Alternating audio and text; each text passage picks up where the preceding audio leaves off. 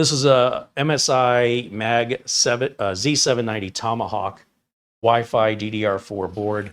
Likely it's got a 13500 or a 14500. There's no RGB on it as far as I know, and it's all blacked out. Even the RAM has no RGB on it. The reason this board was purchased is so we could test the Intel power limit settings with BIOS updates, which I think the last update we had on this still didn't put it right. So we can also revisit that today. But for now, let me just set it over here, because where I want to install it is on this NZXT H7 case, which you'll see is nearly identical in shape and size to the Mustex K2 that we just had here. But with the right components in it and no RGB, it just kind of looks like a black box, right? Because the windows are very tinted. This is a much heavier case. The steel it's made from is thicker. And you'll see that they give us much more cable management consideration. Let me show you.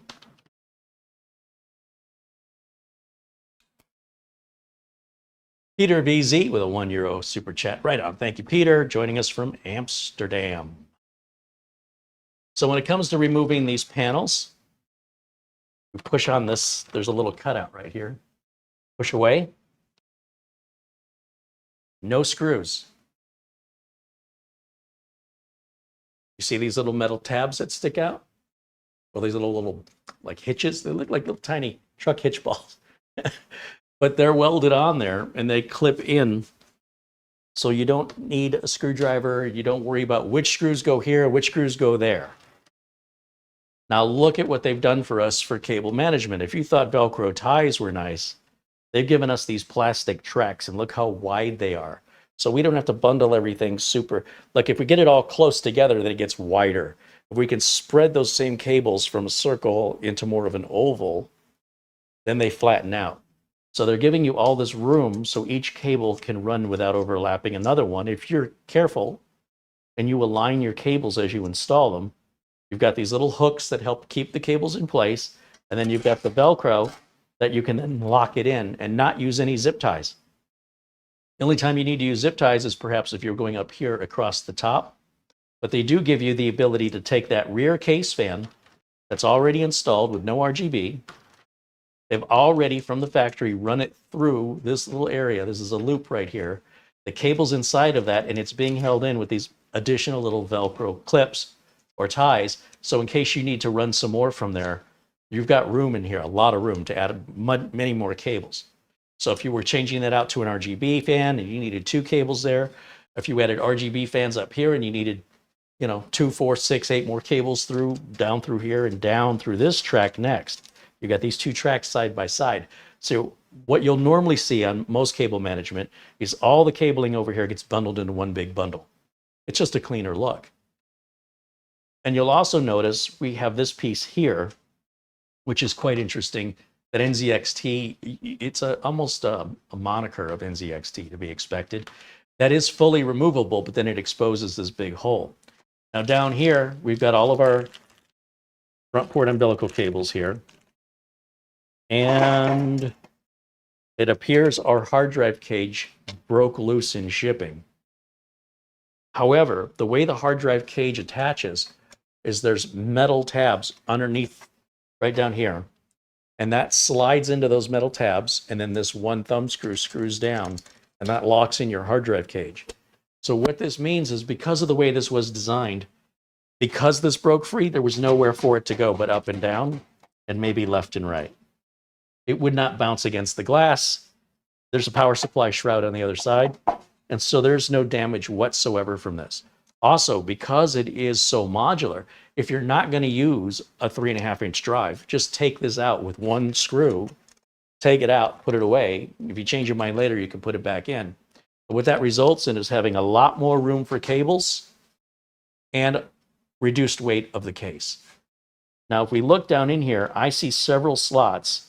1, 2, 3, 4. So I see 4 at the top and 4 at the bottom, but we only need 2. So what that means is,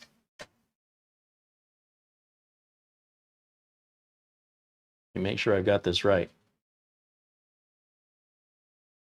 This is going to go in sideways. So you're going to have to put your drives in this way, not this way. So you can take this out and put your drives in. That's easier. Then slide this in, and it will align with the holes. I might need to get a flashlight to see it. Yeah, I'm going to need a flashlight because I can't see it. Probably my glasses too. It's just much more thought out, and it's giving you options, more options to meet your needs of your case. The parts you're going to put in, the way you customize your computer is going to be decided by your case. Oh, see, I do see that it's scratched up down here from this moving around. And no, I take back what I said. This actually does go in. It's weird because the slots go this way and this slides in sideways. So it will be okay. You can put your drives in straight in like you would any other case. But we have two positions for this. We have position 1.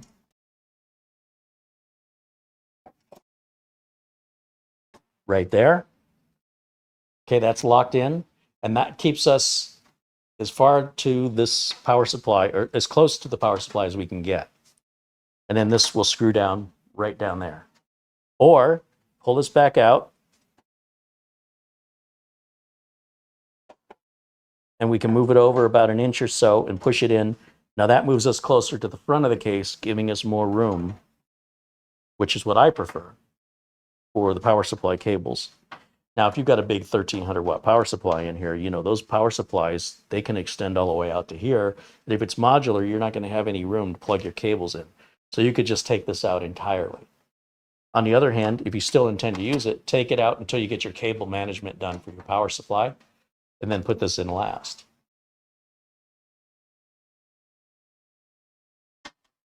So you have 3 options. Take it out, move it over here, or move it over there.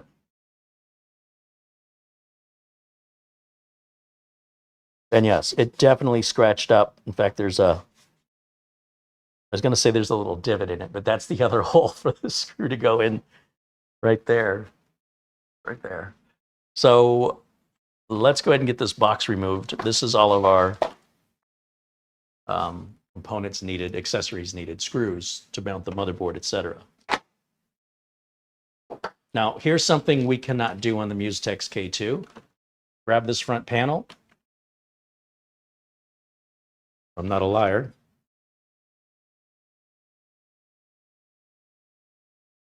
I think this front panel just pulls off. The glass is kind of in my way, so I suppose I should probably take the glass off first. So let's come around to the glass side. Grab, again, there's a little cutout. It's there, right where my finger is.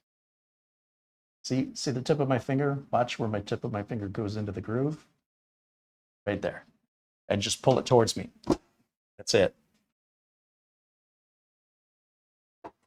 Now, this one's a little bit different in that we've got a track down here that these little nubs will slide into. And then these nubs are a little different up here. These are like on the rear panel where they snap in. No screws. Now that I can grab the left and right side of this front, I think, yeah. You have full access to adding more fans and a liquid cooler. We cannot pull the front off of that K2. It's screwed in and it requires quite a bit of disassembly to get that front glass off.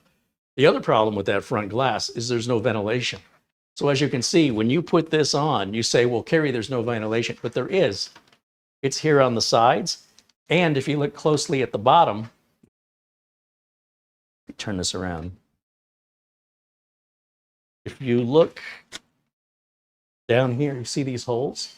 That's for air to come up. So air can get in sideways, and air can get in from the bottom.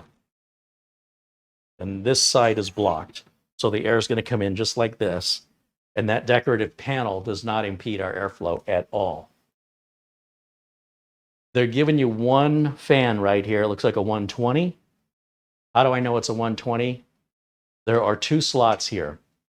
A wider slot on the outside is for a 140. The inner slot is for a 120.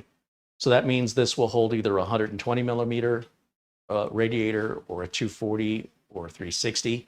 Just keep doubling one, adding 120.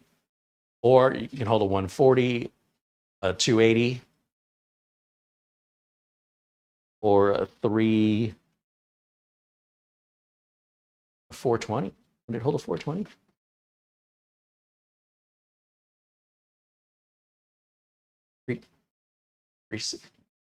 Confused. 180 and 180 is 140 and 140 is 280. And then another 100 would be 380 plus 40 would be 420. So it looks like a 420 will fit in there. And that's a massive liquid cooler. Now, we're not going to need that on today's build because, quite frankly, it's only an i5. We also don't want to add the liquid cooler and have the ugly hoses and have to deal with a failed pump at some point. The Intel stock cooler is just fine. I don't want any RGB RAM. I don't want any RGB fans. I want this to be stealth. I want it all blacked out. Now, the other thing that you can't do on the K2 is take the lid off, right? So I think, oh, they're tight. Is it screwed in? I don't think it is. It's screwed in. So we have a screw here, here, and here on both sides, and this whole top can come off. I don't know why you'd want to take it off, but you can see this little indentation certainly implies it's meant to come loose. And that's what it looks like. It looks like maybe it's secured with those screws. I'm getting a mixed message here because it feels like it wants to come up.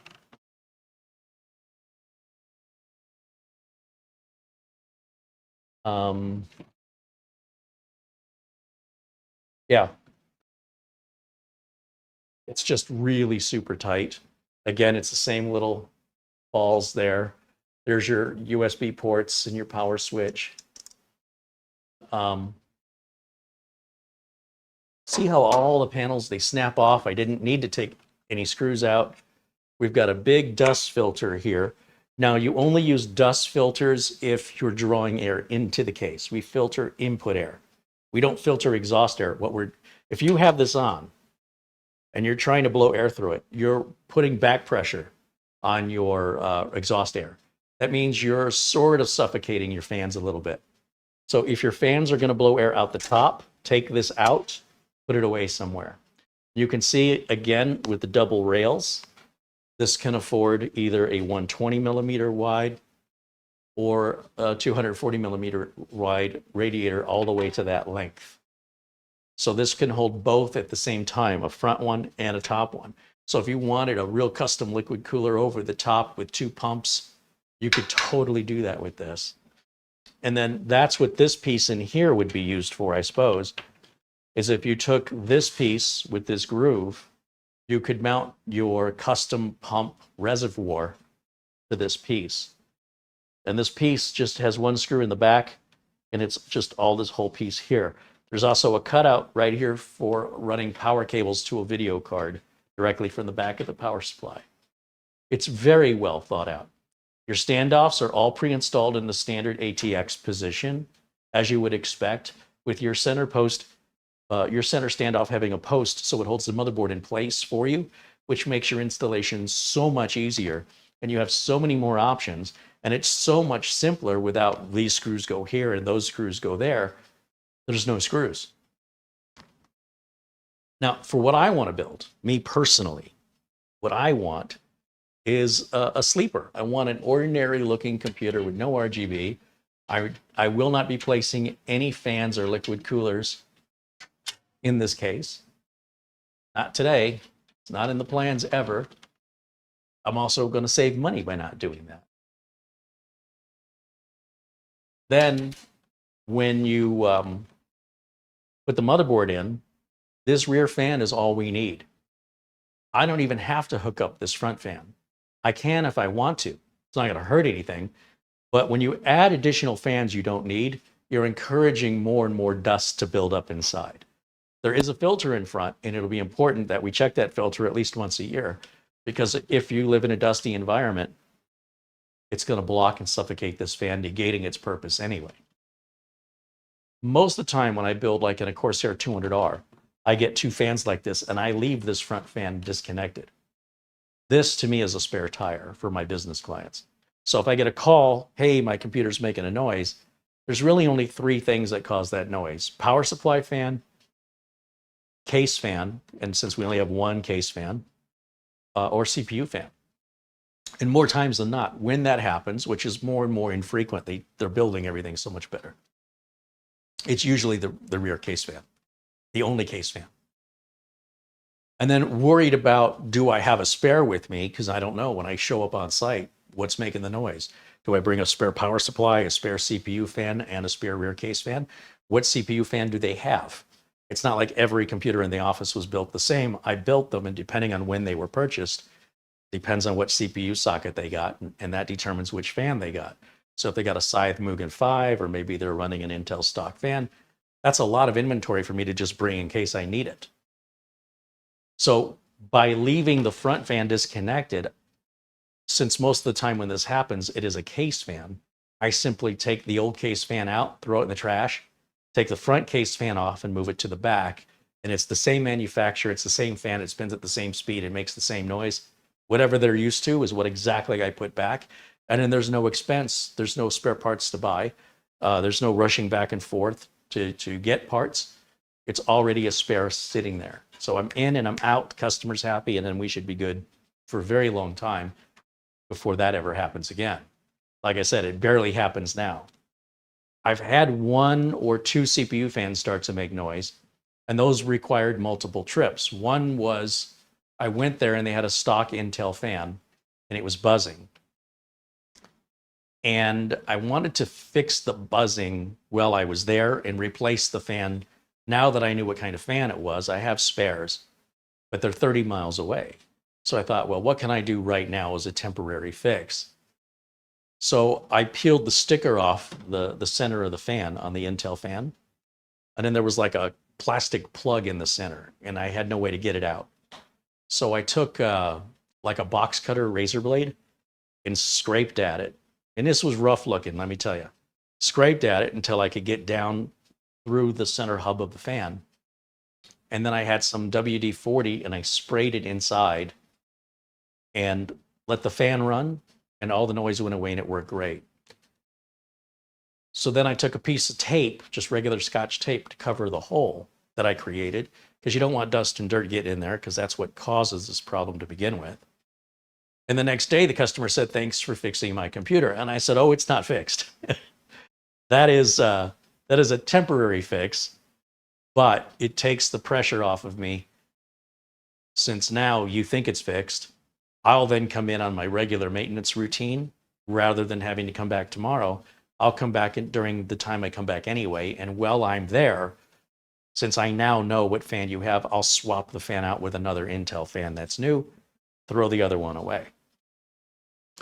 And then I thought, when I got there to do it, it occurred to me I did not need to remove the heatsink, because I had thermal compound and I had rubbing alcohol and Q-tips. And I thought, what am I thinking?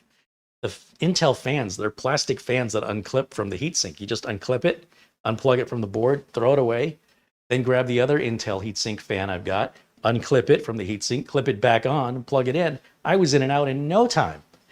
But if I didn't know what CPU they had, or better yet, what cooler was put on that CPU, I didn't know it was a stock fan or a Mugen or a Cooler Master. I don't know what I put in there. Anyway, a long story for why I oftentimes will not hook up these fans. They're great for hot spares. If you have a video card in here, then I definitely hook up the fan, because I want air blowing over that video card. That's the only time you see me do it. One exception would be RGB. If we're turning on fans for RGB, we're not doing it for airflow. We're doing it for looks. Now, let's take a look at pricing. And then you guys tell me which one you would buy, because I'm just kind of curious. So this case is $99. Let's say it's 1 penny shy of $100, and they suggest a retail price of $159. So let's just round this up, right? So let's say it's $160 normally, and it's on sale for $100. And you can buy it right now, $100. But let's jump over to Amazon, and let's look at the NZXT H7.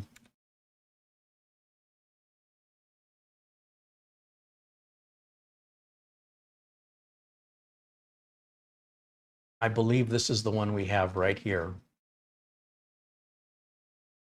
And it's cheaper. How does that math work? This is $5 less, and it's a better built case with thought out cable management and much easier to work on, much more expandable in that it can hold 2 radiators. And it's made by a reputable case manufacturer. So the first mistake is assuming you're getting a deal from a smaller manufacturer. I think that is probably the big lesson in today's video, is you're not always going to pay more from a name brand manufacturer, if we've just witnessed. Now, I do believe the K2 was around $70 when it came out. That's a lot of case for $70. But today you can't find it for $70. It's not even available on Amazon. But if we could go back in time, and we reviewed the K2 back when they first introduced it, and I think it was $70, would it be worth the extra $25 to have this case instead?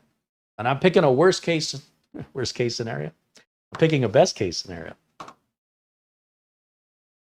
Which one would you choose? Would you pay the extra $25 for the brand name, better thought out case with better airflow? Or would you prefer the looks, and that's more important? Or would you prefer that $70 price? That $25 difference to you is a lot of money and worth tolerating all the limitations that case has. That's what I'm curious about. Like, what's the consensus of the crowd?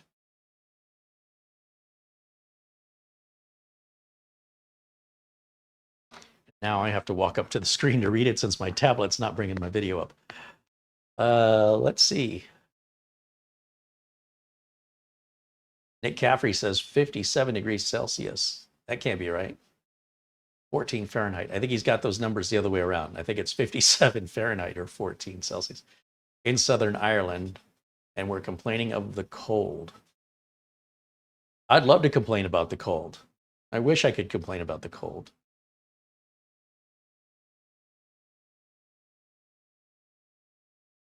Lagrinia says, for me, I'd buy the NZXT and get the fans I want to install.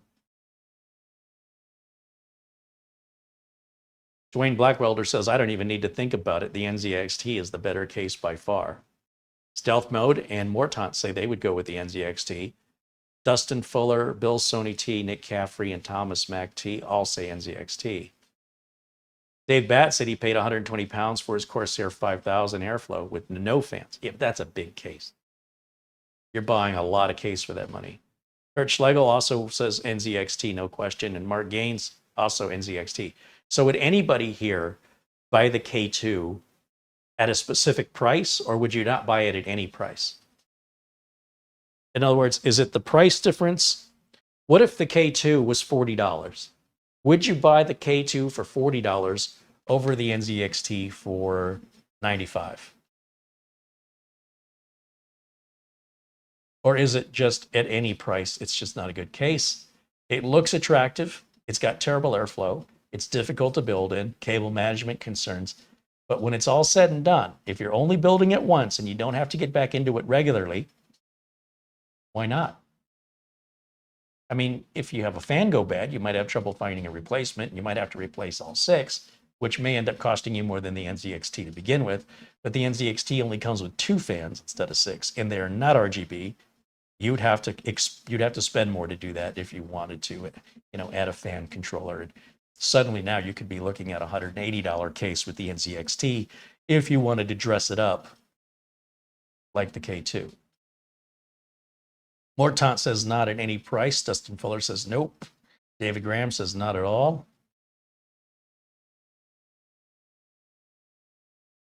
Nick Caffrey says I couldn't get NZXT for my build, so I bought a fractal design and it was a bad choice. Yeah, I'm not liking fractal design either. A lot of people really praise them, and I don't get it. Dwayne Blackwelder says nope, not at any price. Mark Gaines, not at any price. Luke Greenia says nope, the NZXT is far more expandable. Thomas MacT says we are well thought. I find that very interesting. I typically, but again, it's a private video, so we have what, 47 people in here. When we have 447 people in here, you'll typically get a few that are gonna be different. And I don't know if they're being sincere or if they're just saying, well, everybody's going this way, so I'll go that way, when they really don't mean what they say. So I find this quite different from my expectations of the public videos. This is so much better because I know you guys are sincere. All right. Thank you. Thank you for answering my curiosity. Let's go ahead and throw the board in here real quick. And I'm going to need a power supply. I'll throw something in there. See if we can get this done quickly.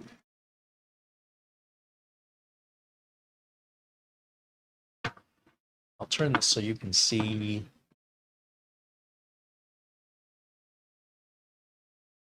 They fit. This way. So if I grab the board here, set this down, it should, through the center standoff, there's a post that should center the board and sort of hold it in place, which makes the board so much easier to install. Now, unless you're installing boards every other day, I don't know why that's such a big deal to me, but I do build a lot of computers. I'm not necessarily rebuilding a lot of computers. I'm just building one time, once every 3 years. I guess it doesn't matter. There it goes.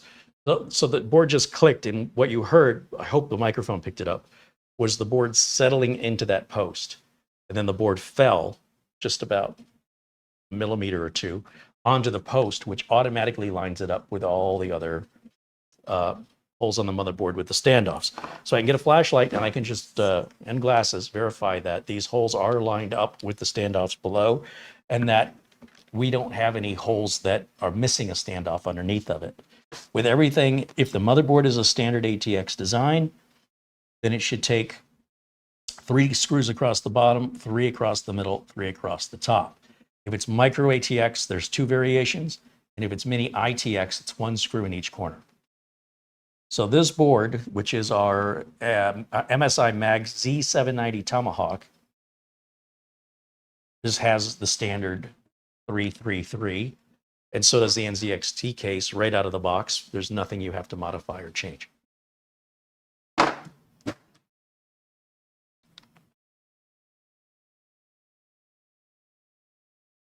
Now in this box, I better get this keyboard out of my way. My foot came off.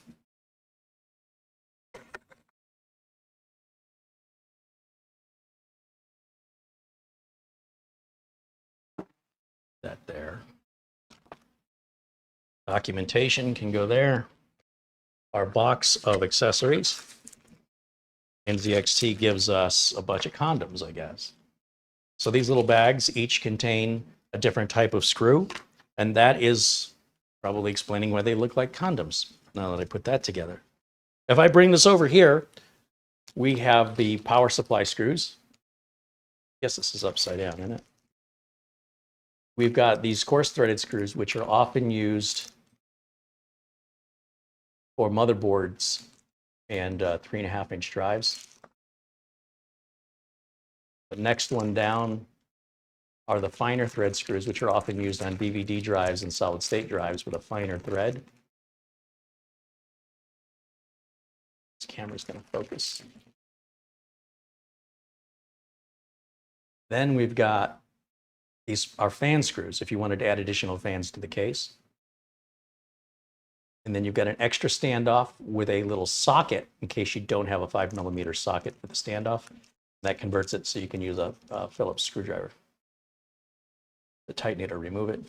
And then those were the previously mentioned hexagon. Typically, those are used on power supplies. Also, most power supplies also come with their own screws. They're probably going to be exactly the same screws. So, pick the one you like better. Also in this box, we have a Ziploc bag that contains some zip ties, and it contains these trays. And this is for the easy removal and insertion of 2.5-inch drives that will lock in. We didn't go over that, but I have to secure the board before I lift the case. But that's all that's in this accessories box. And the reason we opened it is to secure the motherboard, we need the right screws. And so I don't like that these are not resealable bags. The fact that they're all attached to each other should reduce the odds of you not getting a particular screw that it just wasn't included in the box for some reason. And now that I'm looking at this and it's all ready to be mounted, I've realized I've not done any cable management on the CPU fan. So it's best to do that outside of the case so I have more room. So let me just take care of that really quickly. I am also running out of space. I'm not quite sure how to show you what I'm doing. So just bear with me for a second. Let me get this done quickly and we'll get back to getting this mounted.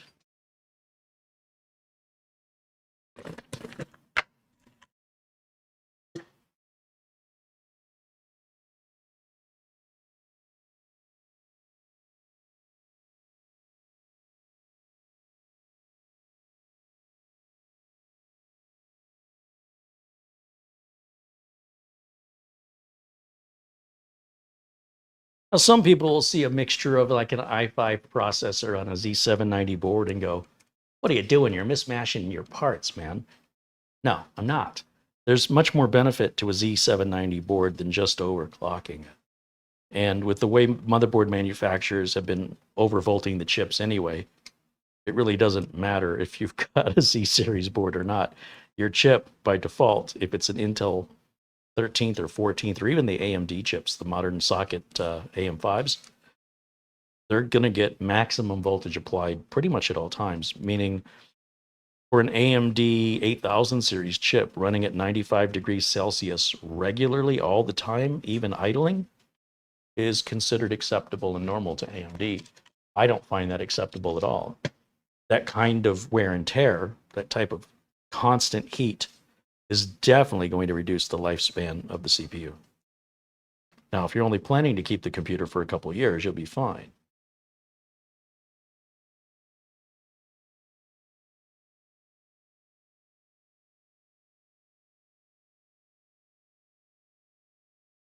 I don't mind a CPU running at 95 temporarily for a few moments.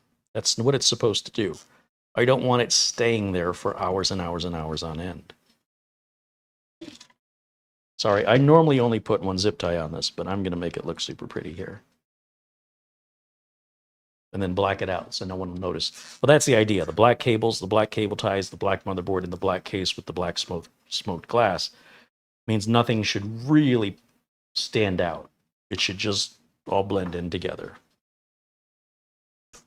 It's like spotting a particular tree in a forest full of trees.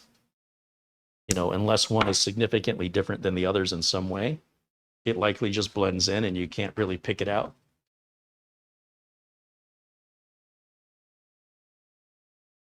So all I've done is just cable managed power supply fan there. And now we can insert this. I want to find that center post.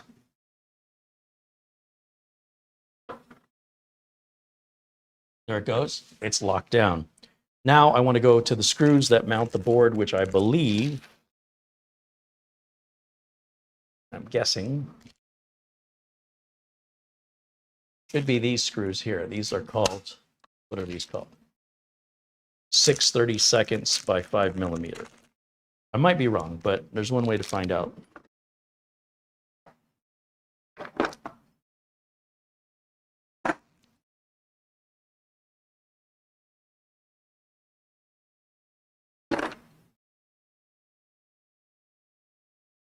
Let's see.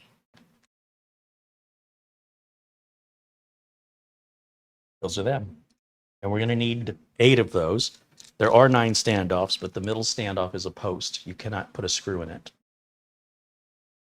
On the K2, they don't offer you that, so you would use all 9 screws. Now you can put a smaller motherboard in there. You could put a micro ATX or a mini ITX.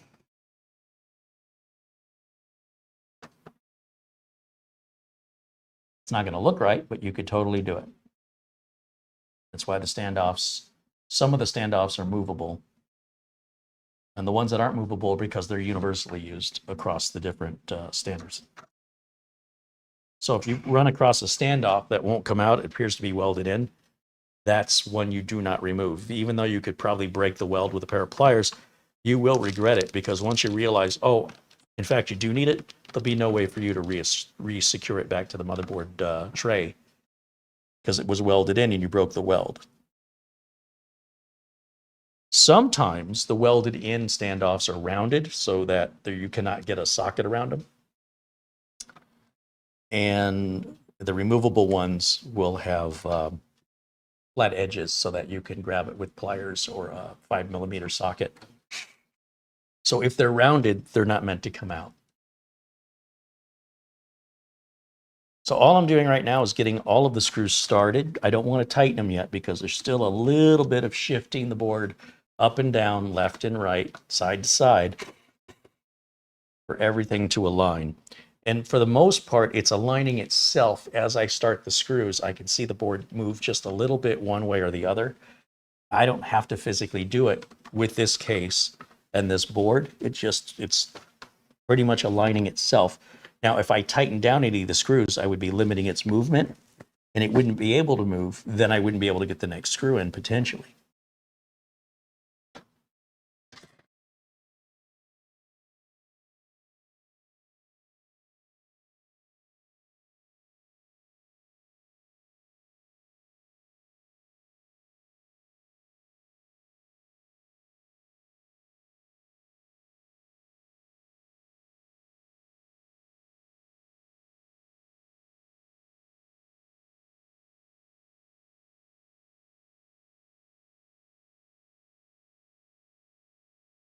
So with all 8 screws in, I can now tighten them down. So we'll count them out. 1, 2, 3, 4,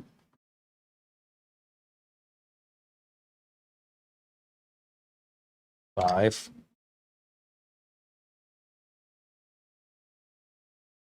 6, 7, 8.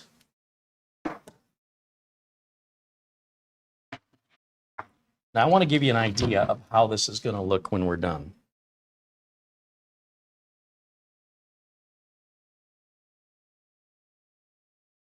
So I'll try to make it easy for you to picture in your head.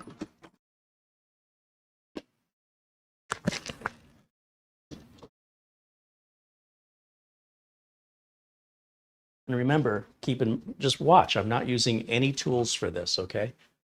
But we don't need this off, so let's just pop this back on. Just gonna snap it down. If you see it's raised up, snap it down. Front. NZXT goes to the bottom. Just align it underneath this lip, push it in, and it will snap in. If it's not snapped in, you can see the gap. Close it. And then if we put the glass on, with that motherboard installed, slide these little tabs, these down here, into these keyhole slots, 3 of them, line it up, and then let it sit in there. Gotta let it sit in there. and then push these in. Can you see the motherboard? Barely. That's the look I'm going for. It almost looks like this is a solid panel versus a glass panel. If the motherboard has RGB on it, we'll be able to turn the RGB off in the BIOS. I'm not sure if it does or not. But before we find out, we need to put a power supply in it. But that would be what the build looks like. Now, coming around to the side of the guts here, I need a power supply.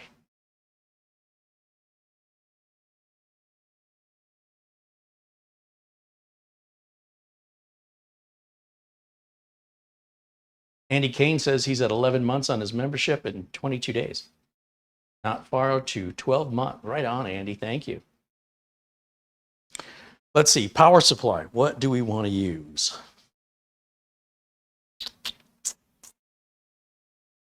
Well, I'll tell you what. I don't need a big power supply on this unit, and I don't need a modular power supply on this unit because we have great cable management here. So we could use a power supply that is lower in wattage. I think all of the power supplies I have in stock are modular, so I may not. Yeah, it looks like I have used the cheaper non-modular power supplies. Because this is just an i5, it doesn't need a whole lot of voltage. Let's see, that's a 650. This is probably 700. Yeah, 750 is a bit much. What's this one on? This one's a 550. Do I want to? I don't know. I'll tell you what. Tell you what I'm going to do. I have a test power supply. It's a nice one. And you've seen me use it a number of times. And I kind of feel like this is such a nice build. Maybe I should just go ahead and put my C750 from NZXT in there. These should be the only two cables we need. And then I have the purple bag of modular cables that I have to remember to keep with the system. There are no fans up here, so I'm okay to put stuff on top. On the K2, you wouldn't want to put this on top or you'd be suffocating your fans.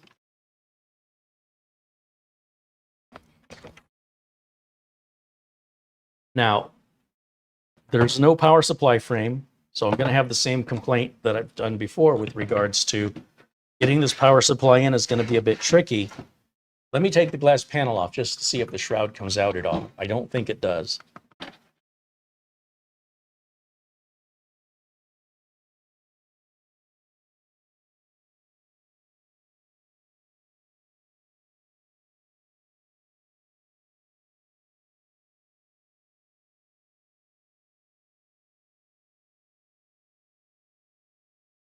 No, it looks like it's welded in. As a result, getting the power supply in when you can't have access over here, over here, because it's covered up, it does kind of complicate getting this power supply installed straight. Bear with me for a second. We always put the fan facing down for the reasons we mentioned earlier. And I don't know where the fan screws are for the NZXT unless they're in the bag. I should have. Otherwise, we'll just use the ones that came with they're the same screws, so.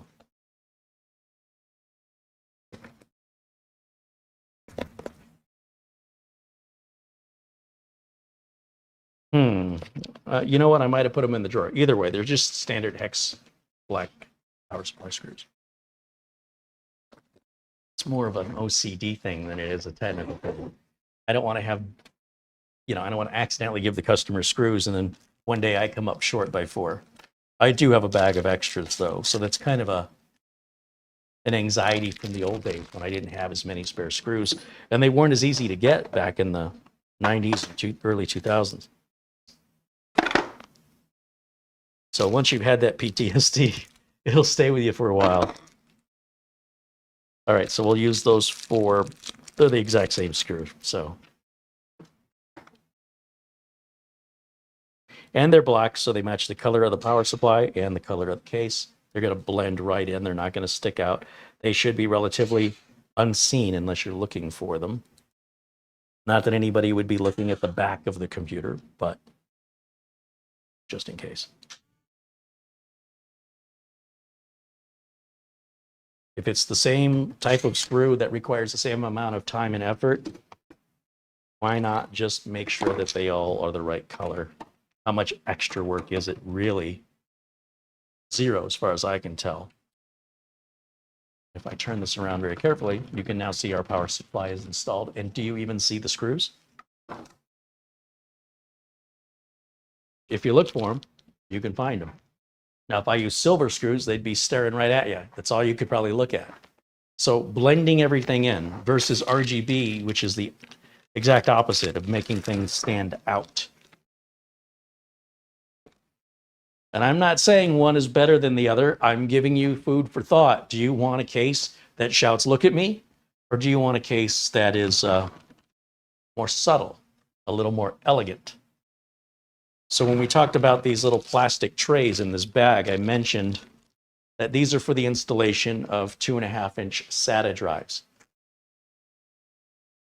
And what you would do is you take your 2.5-inch drive, along with the fine threaded screws that are in one of the bags that they've given us, and you're going to mount those screws and the drive into this tray. And then this tray can slide in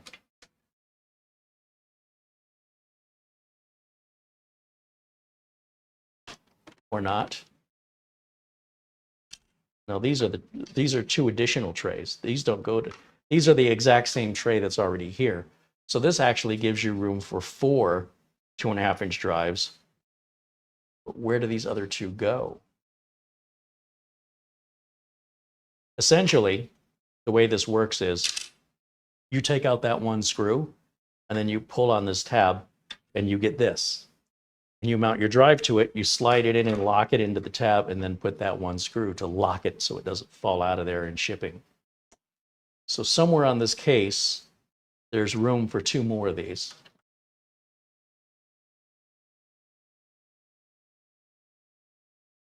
Not sure where it is.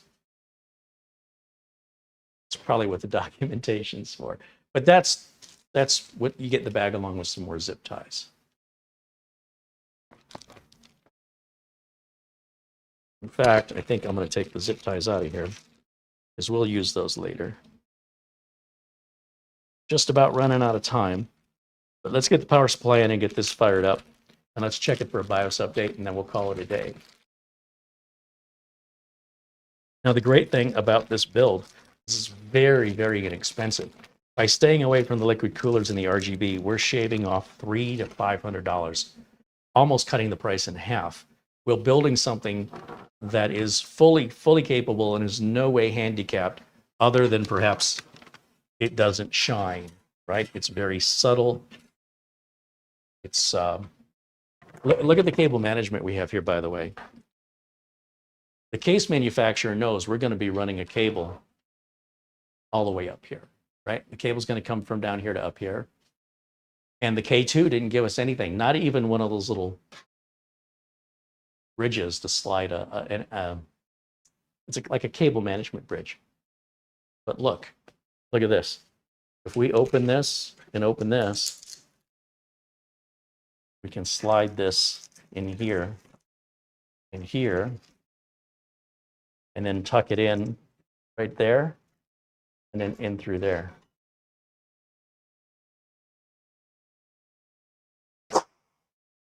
Why doesn't everybody do that? Was that so hard? You know, case manufacturer, you got one job.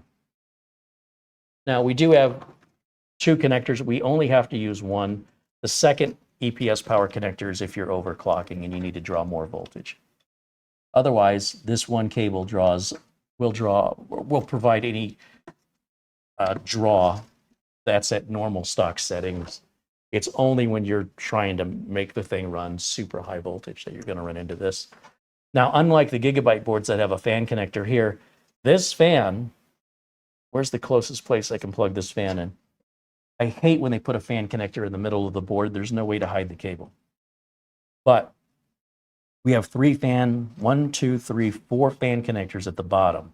So my question is, will this cable off of this rear fan go behind the board, come all the way down? Did they give us a long enough cable for that?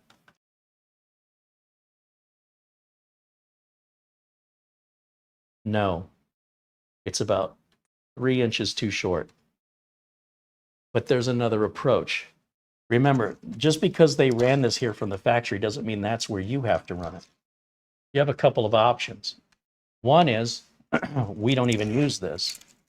We take this out and run it in the same place as our 12-volt power cable for the EPS power cable. We can just stick it in here. And like that, and like that. Now look how much extra cable I've got. Now with that extra cable, can I run it up?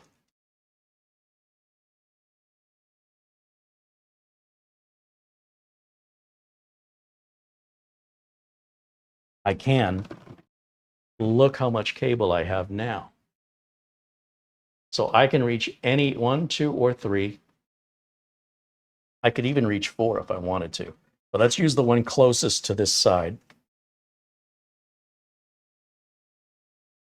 It's only a 3-pin fan, so Noctua didn't give us 4-pin fan. K2 did give us 4-pin fans for their credit. But that's fine. It's still going to control speed with the 4 pins, with the 3 pins, I mean. And then the 4th pin just isn't used. And then finally, we've got the big 24-pin power connector. And this is going to cover these wires up right here, as well as be a place to mount a pump reservoir if you were doing a custom liquid cooler. If I turn this around, we grab that big motherboard power connector and just put it back here. Snap it in place.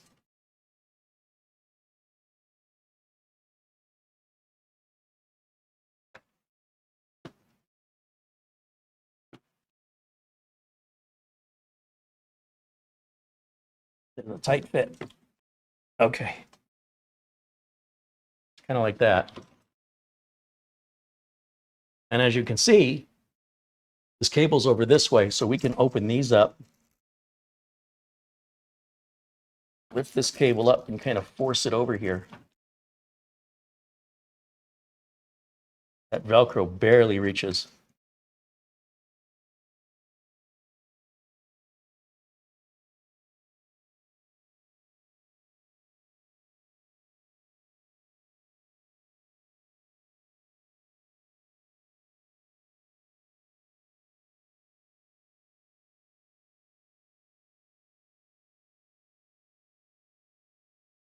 Pretty nice and NZXT thought of us, right?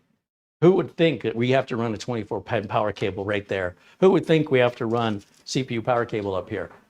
Why don't case manufacturers overall provide this consideration to the builder? Instead, it's like, look how pretty it is, now deal with it. Finally, we just have front port umbilicals, which is the front panel connector. So this is another consideration that I first saw with NZXT, where it's one plug that controls your power switch, reset switch, power LED, and hard drive LED that can only go on one way, very similar to a USB 2 plug. You're not dealing with the individual cables anymore in positive and negative, all that's gone, because most motherboards do follow this format. It's very rare you see one that doesn't, unless it's mini ITX. Actually, no, they would still follow the same format. It's just that the connector is over by the power instead of down at the bottom of the board. So if I run that down here, should be an opening down here somewhere.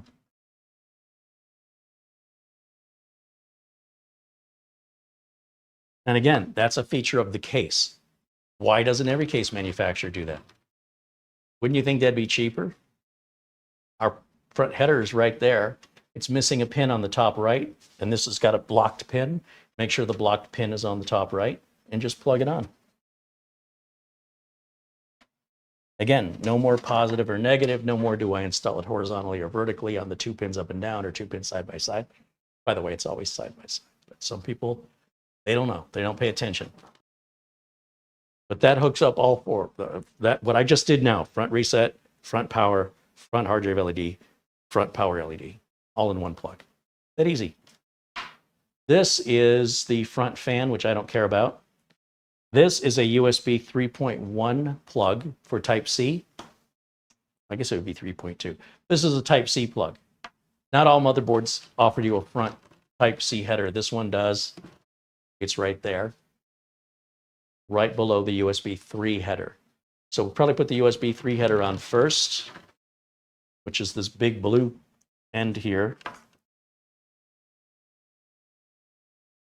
Now keep in mind, we can always fold this up and put it back in the track.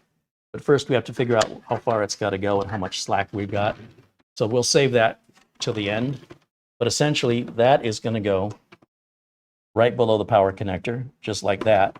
And to hide the cable, you'd want to lift it up and have something holding it up. Because if we just let it droop like this, it's going to look ugly. It'll be unsightly. But we can fix that on this side by taking the extra cable and looping it to here. And that'll keep that raised up so it won't be so unsightly. Now this cable is too short, so we're going to have to take it out of here. That should be all we need, and run it straight across. And then that will plug into the board.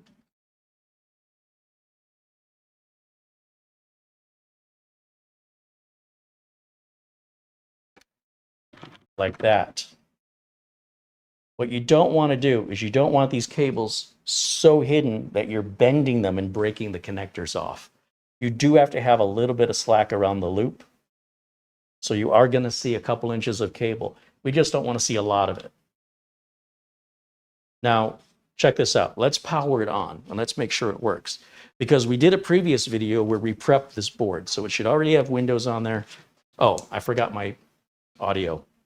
Okay, let's do the audio real quick just to get it out of the way.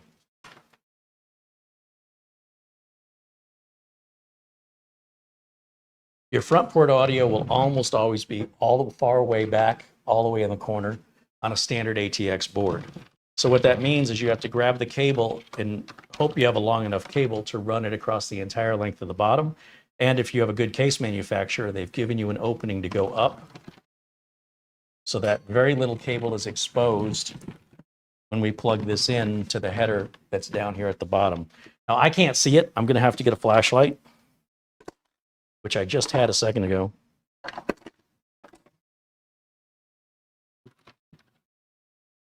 This one has a pin missing on the top row, and you just push it on, and that's all done. That's all of our cabling, and we've spent very little time in an effort to hide the cables. There is some cable management we could clean up, as you can see in the back. Like I said, I don't plan on hooking up that front fan. I think it's fine to keep it as a spare. The rear fan will draw air in from the front from just the vacuum that it creates. So we don't have to force air into it. Now, we can try it. So let me move it over here a little bit. Keyboard and mouse. Let's plug the keyboard up here to make sure our USB ports are working.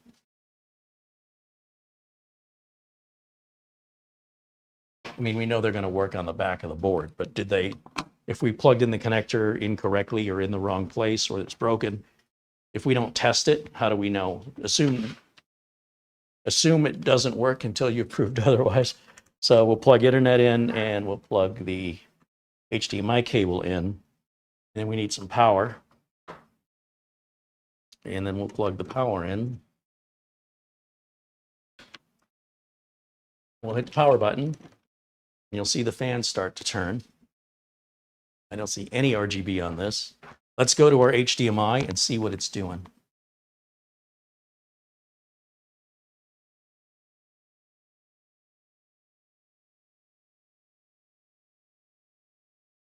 Completely silent. And when you put the glass on it, so let's take this plastic off of here.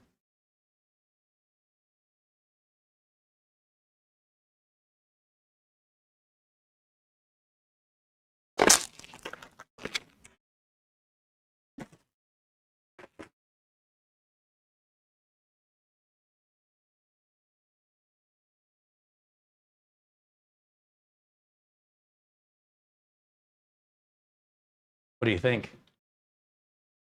Is that a system you would want? Or do you prefer all the blinking lights?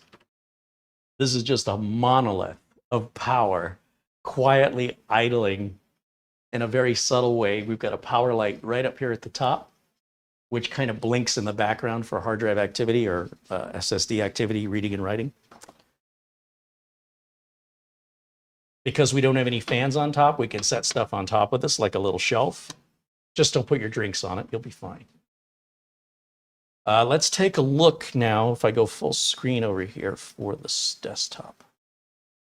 Okay, what is our status on this? We did not activate Windows. Okay. Do I have CPU Z on there? I don't. All right, so what do we have? First of all, let's go to our system and see which processor this has. This is a 14500 with 16 gigs of RAM. We put Windows 11 Pro on it. This is about as cheap as you can build an 8-year computer that is quality. This is a no sacrifices 8-year build. And you don't have to use that fancy NZXT 750 power supply. That may be one of the most expensive components of this whole build. However, if you wanted to add a high-powered GPU to it, you definitely want a good power supply. If your plan is to just run off the Intel CPU graphics, then you could get away with a 500-watt power supply for 40 or 50 bucks. That's not modular, and it would be no sacrifice whatsoever. Now, BIOS. Let's check what BIOS we've got. So I'm going to plug in my utilities flash drive here, and we're going to copy over CPU-Z. That'll assist us in identifying the BIOS version, and then we'll go online to MSI's website and see if there's a newer version, and if that resolves the default CPU power settings for the power level 1 and power level 2, sometimes called PL1 and PL2, that are unique to Intel chips. So let's see, what is it? PC testing software, CPU-Z is what we want. We'll drag that over. And let's see what it says. It's a great way of checking your BIOS without having to actually go into the BIOS. We'll click on the motherboard tab, and this will give us our BIOS info right here. And this says we're running BIOS version 1.8 that came out in January. I suspect there's going to be a new BIOS version out, maybe several, but we only need the latest one. So let's bring up our browser.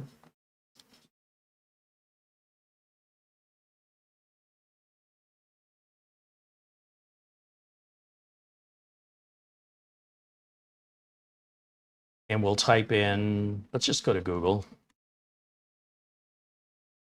Not Oogle. We'll go to Google, and we're going to type in MAG Z790 Tomahawk Wi-Fi DDR4, because that's the name of the board. We don't have to say MSI, because that's a trademark name of MSI. We're going to go to support, and we're going to go to accept these cookies. We have to go down here. It says firmware BIOS down here. In fact, let me get rid of the camera, because I don't think you need to look at me, do you? I want you to see the whole screen.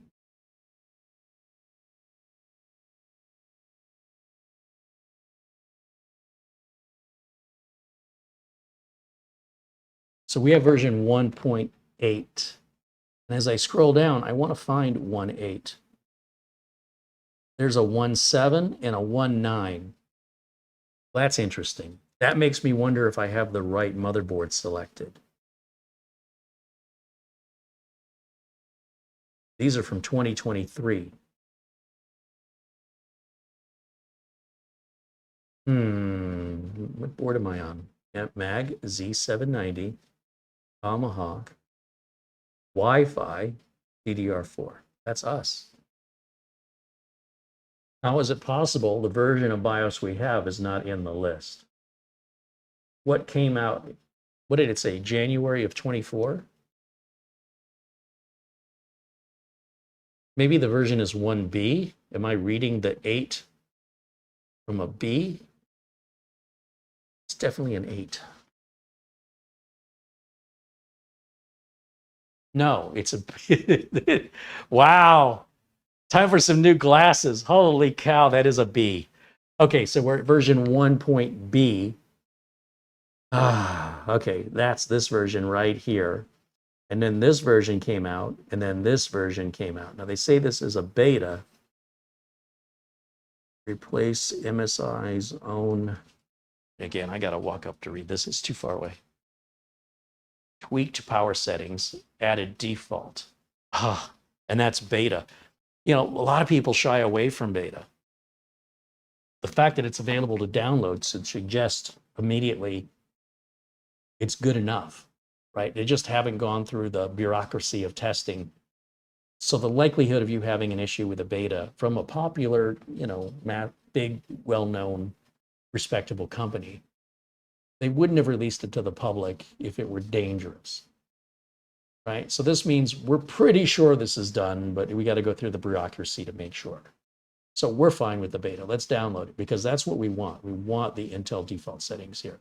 And you'll see they released that about 8 weeks ago, 6 weeks ago. Okay, so we're downloading. We'll open this file. We'll extract the contents. Within the file, there'll be this folder and a very large file. See these numbers? The big number is your BIOS. The last 3 there should, at least from MSI, be our version. So we're going to right-click and we're going to choose to copy that. Now I need a blank flash drive. Now you know me, I have this drawer here filled with blank flash drives for the sole purpose of BIOS updates. So I'm going to remove my utilities flash drive that we copied CPU-Z from because we don't need that anymore and I don't want it in my way.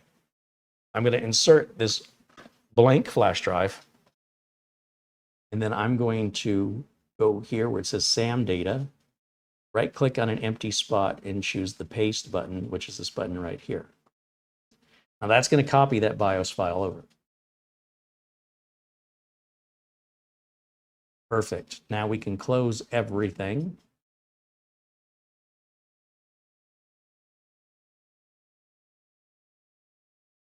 Now some people say, I don't know how to get into my BIOS. I don't know what key I'm supposed to press, or I'm not pressing it fast enough.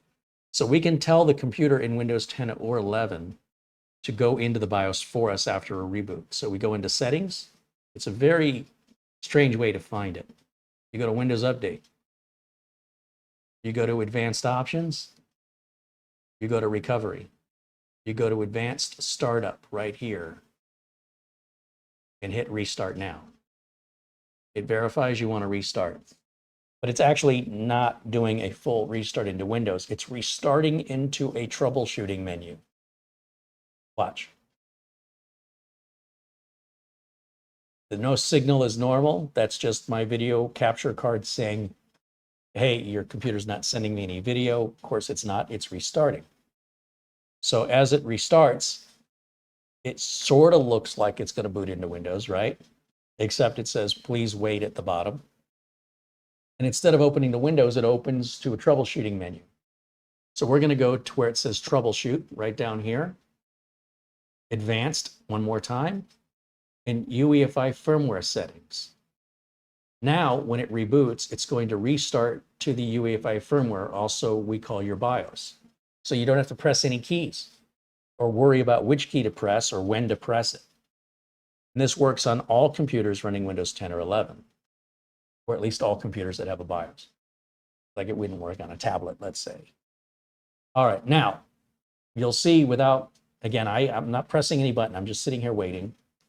It shows here in the BIOS, today's date, temperature of our CPU and motherboard right now, that's just idling, that we're in UEFI mode, which is what we want.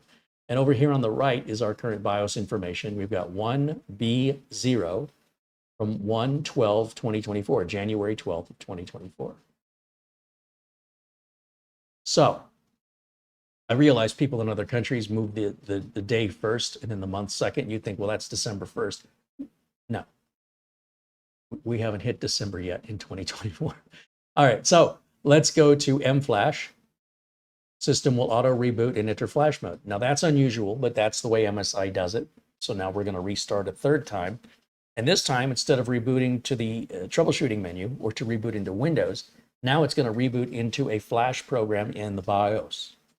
And it's important we have our update file on a flash drive before we do this. I'm not saying you can't put the flash drive in later, but it really helps make things go smoothly if the flash drive is already there. Because then when it starts, it's going to automatically find it without me doing anything. As you can see, it sees our internal Finalizing 2 terabyte drive.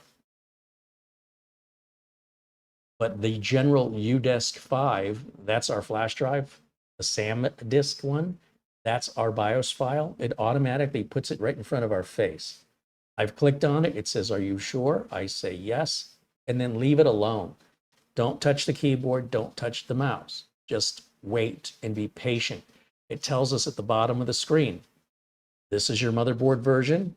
This is your BIOS version. And then there's an arrow pointing to the right that we're going to move from version 1.B0 in the process right now to version 1.D2 with a date of June 5th of 2024. Below that, you can see our CPU temp is nice and cool. It's only at 38 degrees Celsius. That's a far cry from 100. And that our CPU fan is spinning at 1,000, almost 1,100 RPM, because it's mostly idling. Doing this process doesn't take a lot of power. But it is important that it does not get interrupted, or you could ruin the motherboard where you have to send it back to the manufacturer, and you probably aren't going to be happy. Haste makes waste. So be patient. You've instructed it to do something. Now get out of its way and let it do what you've asked it to do. It'll let you know when it's done. The no signal means the system is restarting on its own. It must restart for the new BIOS to take over. I can't take the engine out of the car to replace it with a new engine without first shutting the engine off. So that's what's happening. The BIOS is the heart of telling the whole system how to communicate, your motherboard, how to communicate with the CPU, how to communicate with the RAM, how to communicate with the chipset and the bus, the USBs. So the BIOS is critical for everything to talk to each other. So for the BIOS to get updated, it has to reestablish all of those communication links all over again. And some of those communication links have been improved upon, optimized, or added more compatibility to communicate with more things, right? Maybe there was some RAM that wasn't compatible and it caused system to crash because it couldn't communicate with it properly. And BIOS updates may be updating that as well, so they can communicate properly with other RAM that it was previously having translation problems with. So now we're getting this product registration thing that's opening automatically. Let's close that. Go register. Already registered, never show me again, and apply that. Now, when we go to CPU-Z, and let's check our BIOS version again, we should now have the 1D2, like R2D2? 1D2.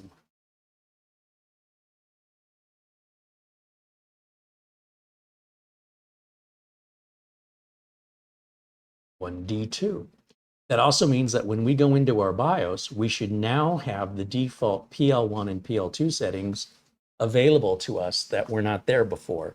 So as the system boots, if I keep pressing delete over and over and over again, over and over and over and over and over and over, it should eventually take me into the BIOS.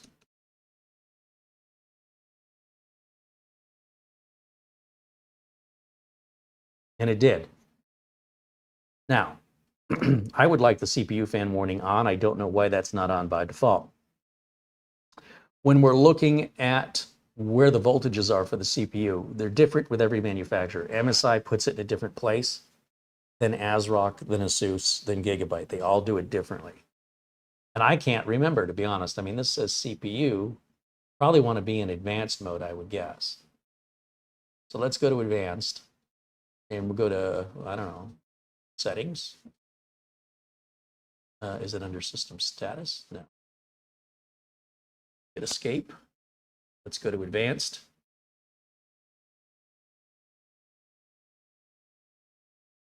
Power management setup. What is that? That's not what I wanted. Escape.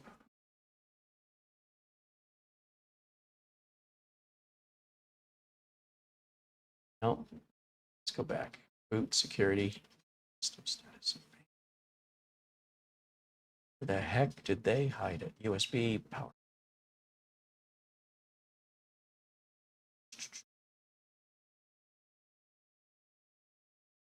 Is it under overclocking settings? Yes. Okay. CPU cooler tuning. This means based on whatever kind of cooler you have, it will set the voltage on the CPU higher. So if you have a very large liquid cooler or a very large air cooler, you could choose the extreme settings. And if you have just a massive cooler on there, you could do the unlimited. The problem was out of the box, they were setting this to unlimited without anybody knowing and without asking for permission. And it's causing a lot of problems, not to mention crashes, but also heat-related issues where things are overheating. So now it looks like it's properly defaulting to just the regular PL1 65 watt. Unfortunately, it doesn't tell us what the PL2 is. So I don't know. But clearly all those settings on this board are somewhere in here.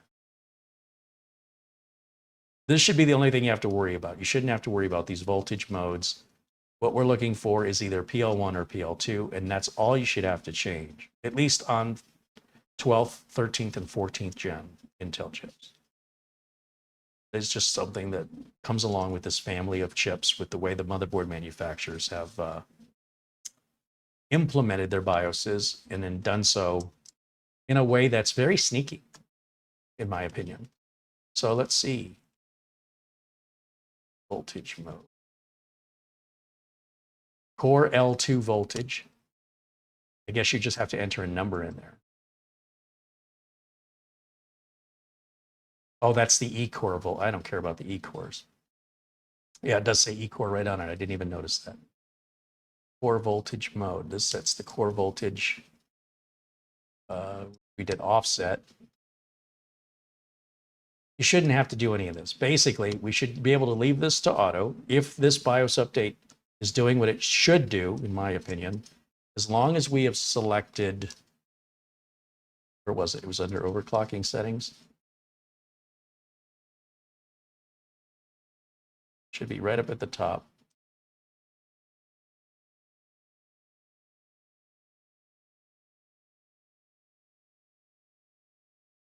Get that back to normal. And then CPU cooler tuning. So they're referring to the voltage to the CPU to coolers. I know it's weird because you think, what the heck does the CPU voltage have to do with the cooler? But what they're saying is if you're just running a stock Intel cooler, you definitely don't want to be putting as many volts to it because it's going to get hotter. But if you're running a custom cooler, depending on the capability of the cooler, these are two predefined settings. But you can go in and you can define these settings yourself, and you always could, but you have to be a rather advanced technical user to know how to do that. So let's save this and exit.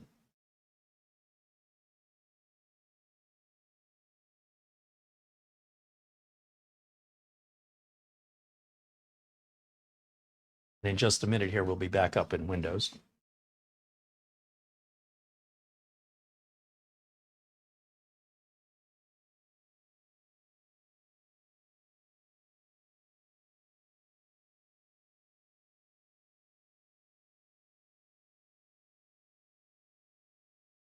Now, even though that's a 14500, it was still getting overvolted and overheating because it was being sent too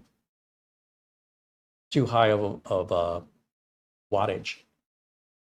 When this comes up, if you ever see this and you want it to go away, hit continue, then hit skip, then hit cancel and skip again. And that'll go away until another big update causes that to come back. That's the best way to handle that. Now, if we run hardware info here, let's bring that up.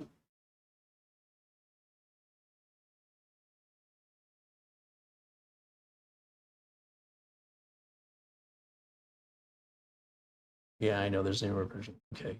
And if we look at our PL1 and PL2, right here, PL1 and PL2. Our PL2 is a maximum, it looks like, of 153, and the low is 65, and I believe those are the Intel recommended settings. That is correct. Now, if I want to run Cinebench, I should not have any overheating problems using a 14500 with an Intel stock cooler.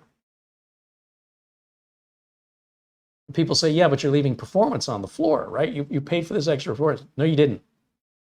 This is the performance they advertised, and this is the performance you bought. If you're able to get more performance by just electrocuting your CPU to the point where it starts smoking, yeah, you got extra performance, but you lost all your power efficiency, you shorten the life of your CPU, and you're affecting the integrity of the reliability of the computer to not crash. Also, you can get a little more. That's just the consequence of common everyday greed and what's the other word? There's another word I want. It's not a pretty word. Greed is not a pretty word. And greed comes with consequences. So if you think you're getting something more, there is a side effect to that in most cases. So you're going to be paying in another way. It's not free. You're going to pay for a better cooler, you're going to pay in system reliability, and you're going to shorten the lifespan of your products. So let's see what happens when we hit start here.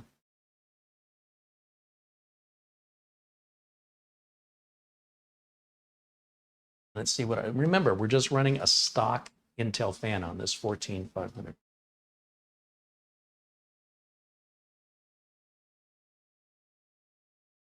So we're still having a cooling problem, surprisingly. Having it hit 97 is surprising. The good news is it can go up to 100. So we haven't hit the ceiling unless the BIOS has a 97-degree setting in there somewhere. That's actually quite surprising. The important thing is that we're not overheating and shutting down because the CPU will protect itself. So if you're in the middle of doing some work, some heavy, intense work or gaming, and that CPU overheats, what you'll likely experience is stuttering in the game and an eventual complete power off of the system. So as long as it doesn't reach that type of thermal temperature, you're okay. And as you can tell, when you look at the middle row there, it says minimum. When we're using the computer like a regular person, it's idling at very low temps, just in the low 30s Celsius. And then when you're browsing the web or opening email, that might climb up to 40. But when you are putting your foot to the floor and saying, give me everything you got, every bit of power that you have, you're sucking in a lot of power from the power supply. Your electric meter is spinning faster because you're being billed for that power you're using.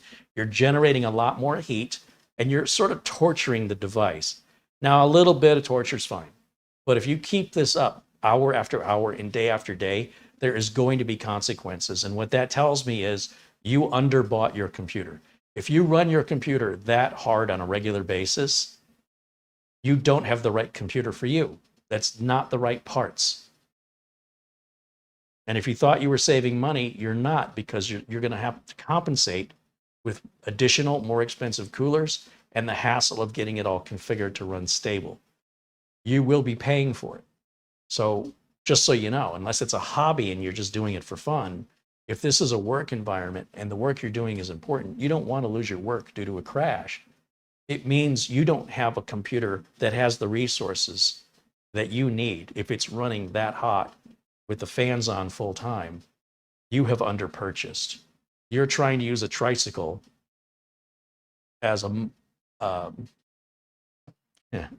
lost my analogy. You're trying to use a tricycle as an SUV, right? It's just not going to work well. You're going to have to buy a wagon, and then you're going to have to attach it, and then you're going to have the extra weight to pull, and then you got to worry about jackknifing it if you turn too sharp. Look, the bottom line is if you buy the right tool for the job, you shouldn't have these issues to begin with if it's configured right. But if it's configured right and you're just abusing the heck out of it, that's because you bought a computer that doesn't meet your needs. Period. End of story. And whatever you thought you saved, you will end up paying for in the long run, both in the inconvenience of getting it to run stable, as well as the frustration and the additional parts you need to keep it cool. All right, let me go back to camera one. I think I made my point. So again, it's not running as cool as I'd like it to run, but we have another fix for that, and that would be to put a cooler on it.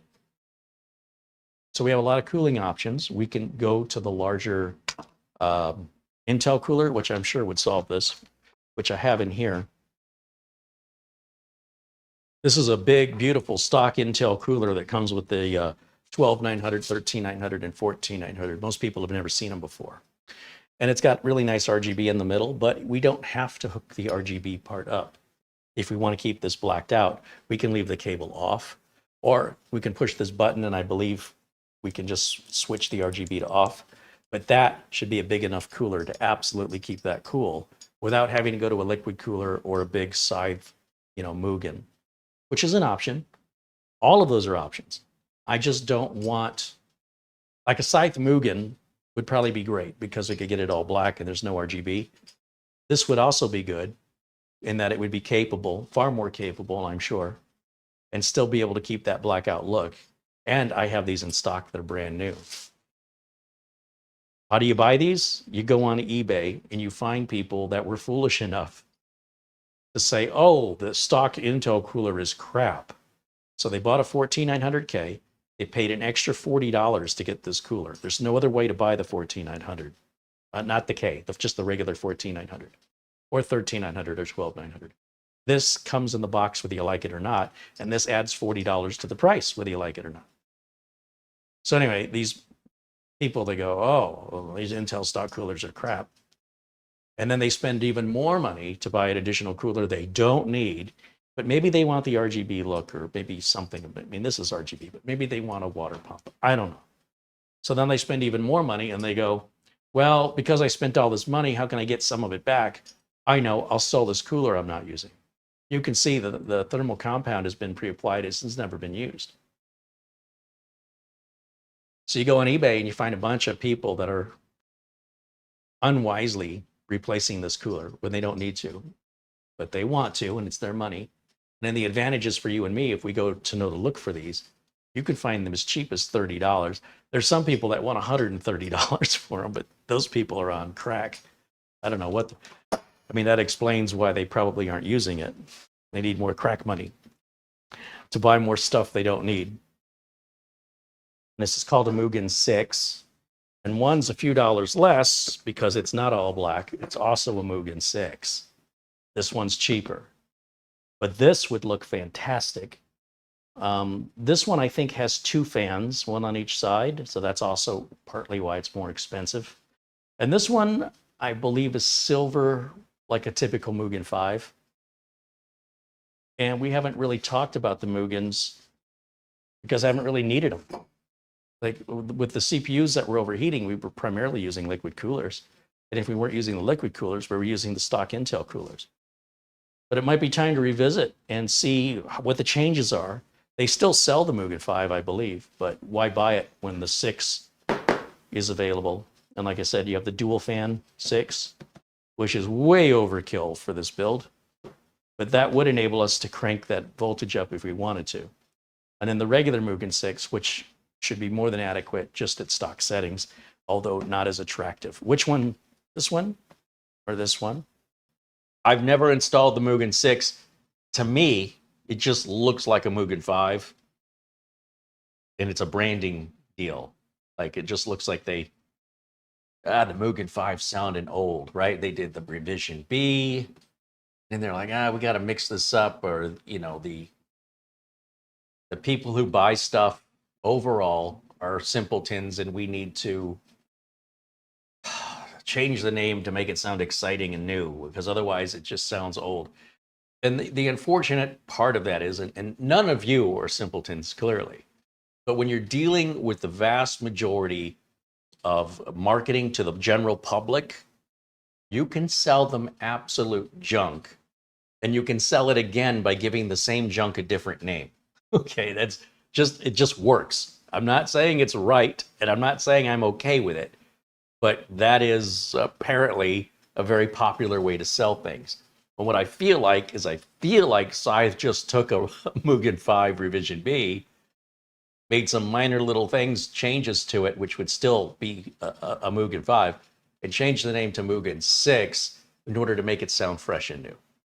But it's fresh and new. But if we could set a Mugen 5 and a Mugen 6 next to each other, and remember, I haven't taken us out of the box yet, but I have a feeling you'd have a hard time telling them apart. Is all I'm trying to say.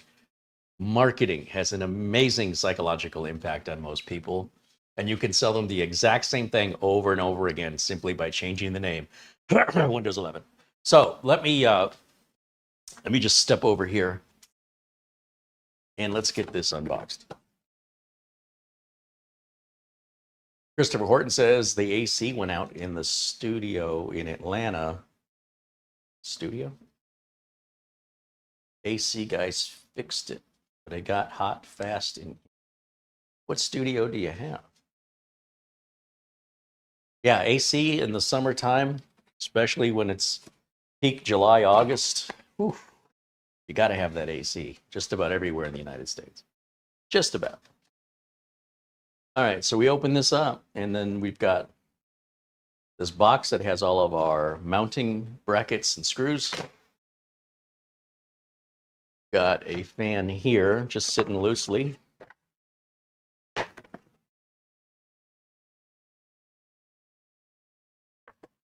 Another fan sitting loosely under it.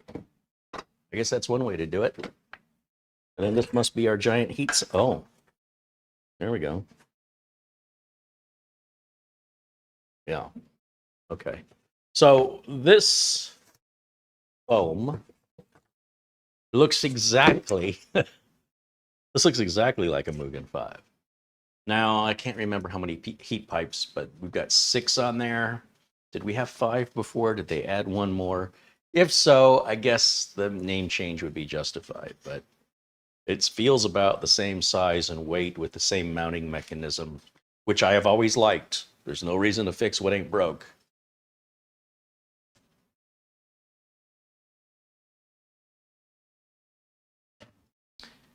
All right, so the first thing we got to do is take this cooler off. That'll be super easy because the Intel stock coolers, they have these little plastic towers.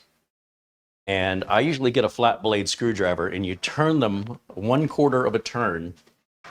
And I will tell you if that's clockwise or counterclockwise in 1 second here, because I can't remember. I don't memorize that stuff. Because it's locked in right now, I just know it needs to go the other way. So let me find my flat blade driver here. Here we go. And we just place that into one of these towers.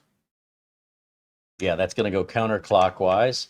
And that sets it in the release position. You cannot install this cooler unless these are in the lock position. Now, some of these coolers have a little arrow drawn on these little towers. And that arrow is telling you to put it in that direction to remove it. So what I want to do is I want to turn these little towers back clockwise, back to the lock position. So the next time I press them down, they'll lock in. Otherwise, they'll just pop right back up again. And there's no way to secure the cooler if these towers are in the release position. And they don't really tell you anything on there.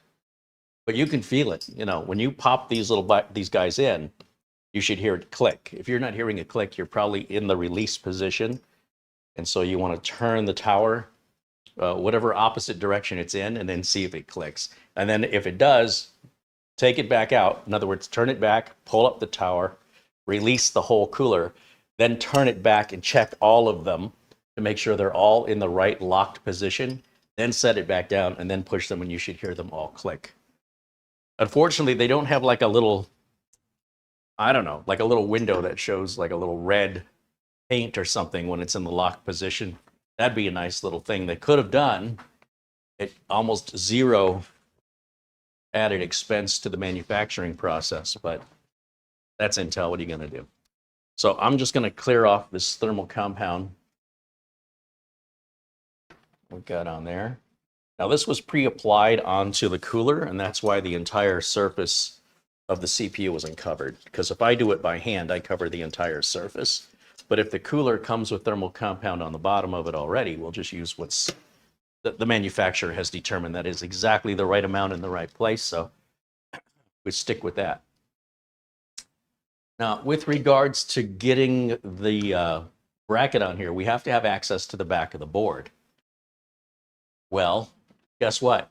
NZXT has this cutout.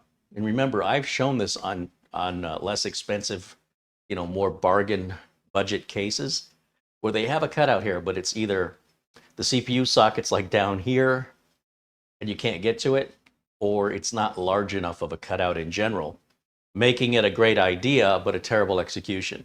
But here, NZXT's done it right. And what this means is we can access behind the CPU socket without having to take the whole motherboard out. You can imagine, working on the number of computers that I work on, just how appreciated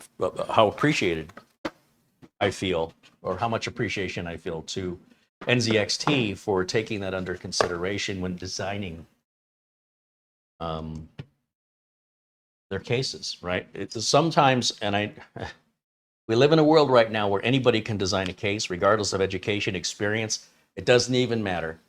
You can actually draw up a case, have a company in China manufacture it, and have no qualifications and have any clue what you're doing, and people will buy it.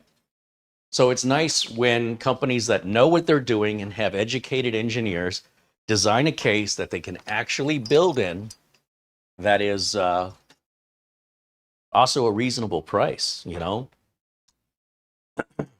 Now we've got all the parts that we're using in today's build in the video notes below. And again, this is a part 2 to last week. So if you missed that, be sure and check that out to see how we got to this point. Dennis Kine says hello. Welcome in, Dennis. Christopher said he's got a recording studio. He's a musician. Oh, yeah. I mean, you've got to have AC. Holy cow. Just playing an instrument can work up a sweat, even if you're in the snow, if you're into it. All right. We're back to a red screwdriver, I guess.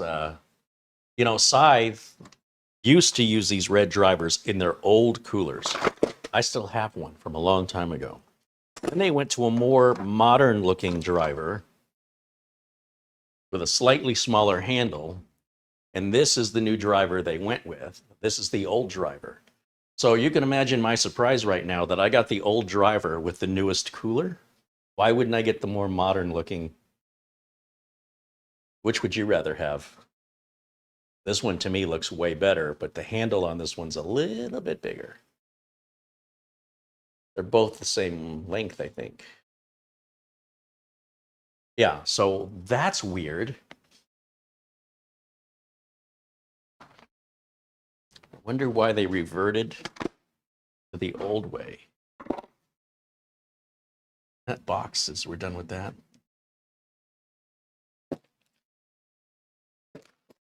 Okay, so we're going to look at all the, holy cow.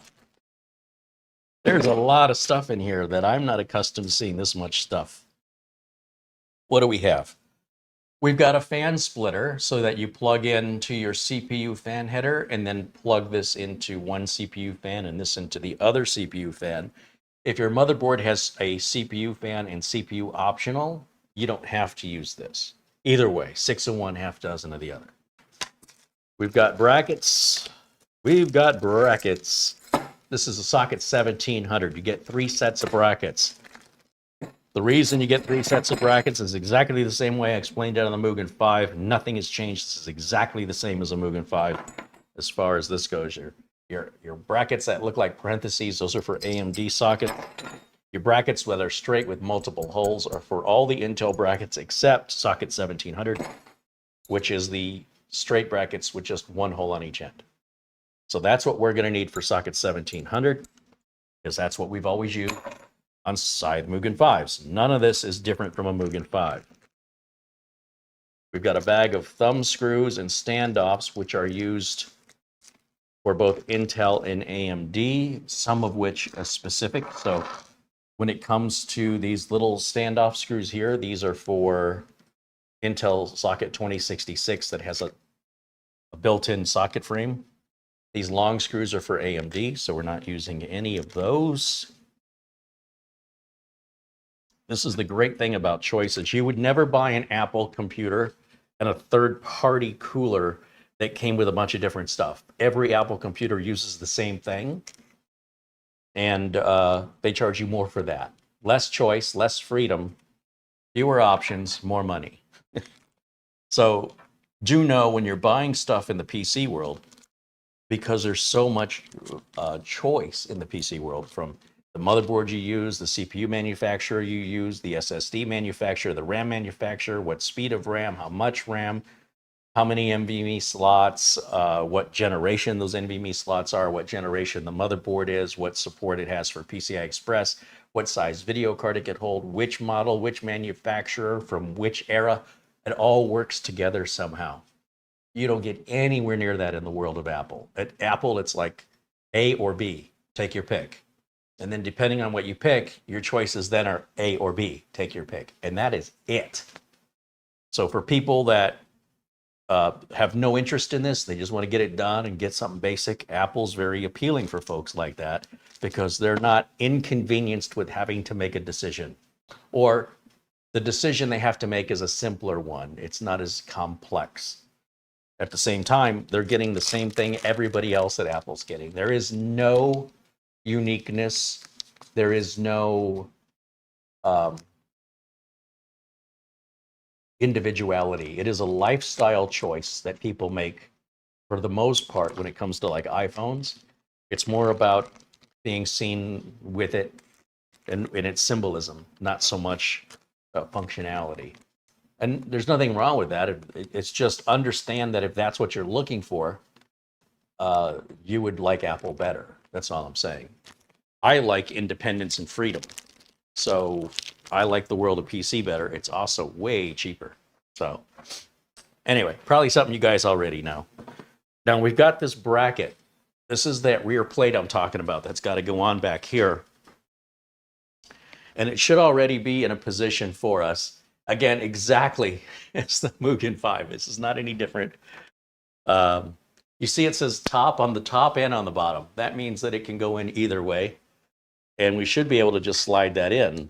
Now, if we didn't have a big enough or a proper cutout here on the motherboard tray, we would have to remove the motherboard to do this. And that also means we would have to disconnect all of our wiring all over again. So I appreciate that NZXT has thought of us. Now, these little plastic standoffs, they've got rubber on one side, and that's to go against your motherboard. The other side is completely flat plastic.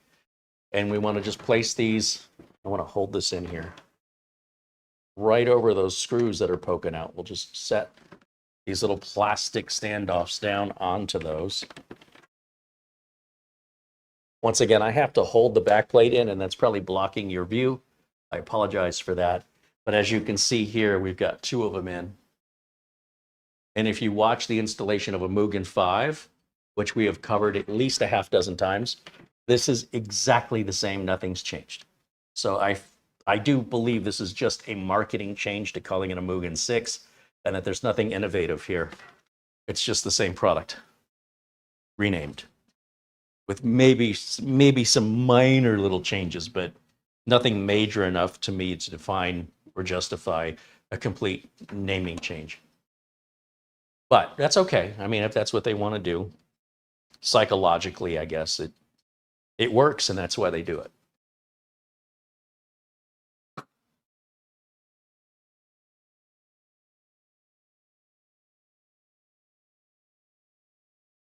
All right.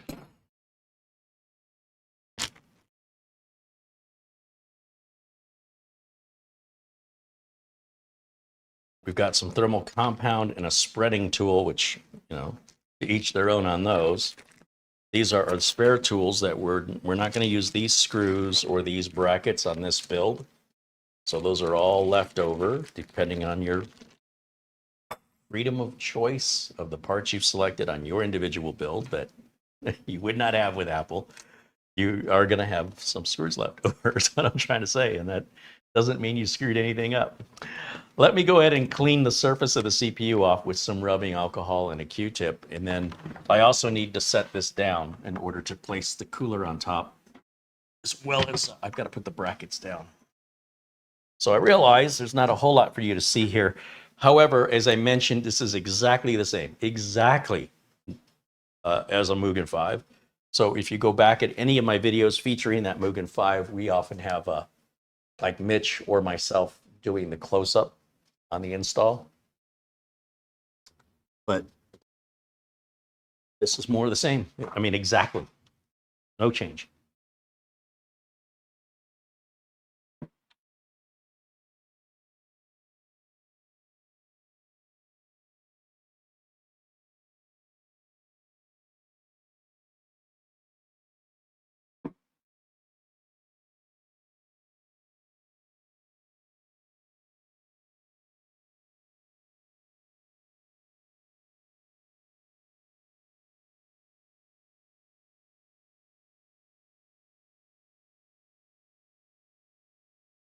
Now, again, this doesn't have to be pristine.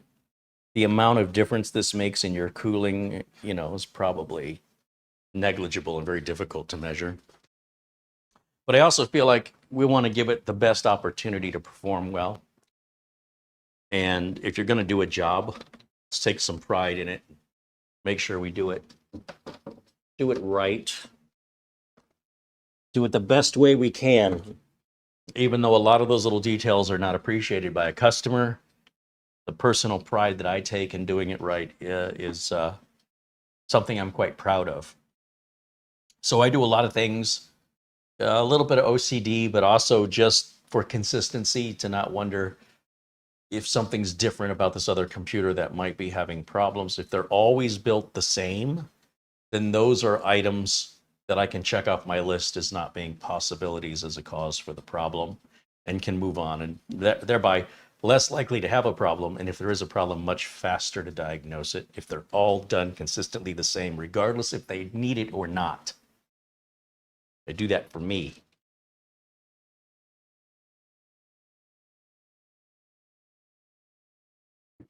So I've got a tube of thermal compound that Scythe used to give us. Look at this. So in the Mugen 5, you used to get this tube here. Now, don't be fooled. This tube is barely has anything in it. That's how they do it. This is a little more honest, but they also give you a spreading tool, which I just throw those in the trash. They're just a waste. I'm going to show you how I do it. Well, you guys are all members. You should know. I'm going to place what I feel is enough to cover the entire surface of the CPU into a, well, wherever it comes out of the tube. Oh, that tube was used. There's just nothing in it. Now, never mix two different thermal compounds. When it comes to running out of thermal compound, as long as you're using the exact same kind, so in other words, I've got another Scythe here, these I can mix because they're exactly the same. But if they're two different brands or two different types of thermal material, do not mix them. You might as well just set live match heads down if you're going to do that. So I grab a nitrile glove here. These are non-sterile. They're powder-free because we don't want to... first of all, these aren't used for medical, okay? These are non-sterile. And these are powder-free because we don't want to get any powder. And then we're just going to finger paint the thermal material across the entire heat spreader of the CPU. So everything is covered. It doesn't have to be thick. It just needs to cover the entire surface so that you can't see through it. That's it. It shouldn't overlap and drip off of the sides. That would indicate you have too much. And then what I usually do is I will lightly tap the entire surface of the thermal material in order to create these little hills and valleys so that when we place the heatsink on top, it squishes down to avoid any potential air bubbles. The thing about air bubbles is we're not in an airtight system. So not only can we create air bubbles putting it on, we can create air bubbles just by turning it on and having air come in on its own. This material, this thermal compound, it gets viscous as it gets warmer. And it's very possible air can get in from underneath, and it can come out from underneath too. It's not airtight. So this obsession with something irrelevant that doesn't matter, that exists purely in the imagination and theory of the enthusiasts, is not actually a thing. And if you don't believe me, or if you're skeptical, test it. Put all the air bubbles you want. Try to make an air bubble. Put your cooler on it. Run your heat test. And then do it the way you think avoids air bubbles, put your cooler on it and do your heat test. And you let me know if I'm wrong. You're gonna see the exact same temperatures or temperatures within an acceptable range, because your room temperature isn't always going to stay the same either. You'll fall within a 3 degrees Celsius plus or minus range regardless. So people obsess over stuff that has no reality, no basis in reality. It's purely imagination and unproven theory. All right, so this, I'll just stick in a drawer and save it because I didn't use it. Now I can grab these brackets, and the way these brackets go on is these posts that stick up here. These are what the cooler's going to secure to. So the question is, do the brackets go on with the lip facing towards each other or away from each other? I don't know the answer to that, but I can tell you in about 2 seconds without looking at the directions, and that's by simply laying one of these brackets down. I think the lip has to go on the outside, and I think it rests up against the edge of the cooler bracket here. So what I'm going to do is I'm just going to set these down without securing them. And then I'm going to lightly bring the cooler over and see if that aligns.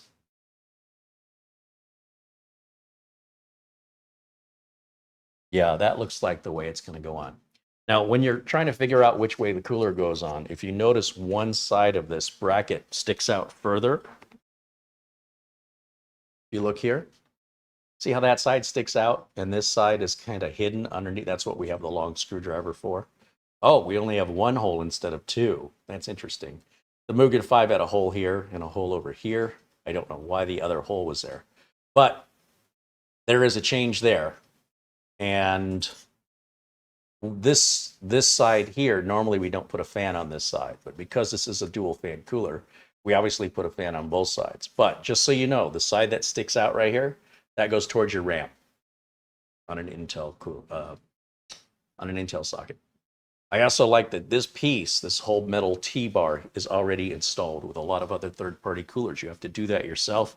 Sometimes it's a little tricky. So I like that, just like the Mugen 5, it's one of the things I've always liked about it. It's ready to go. They've done a lot of the work for you. Let's go ahead and peel the protective tape off of the bottom. And this bottom is polished and shined. We want to keep any sort of dust or fingerprints and debris away from that until we're ready to install.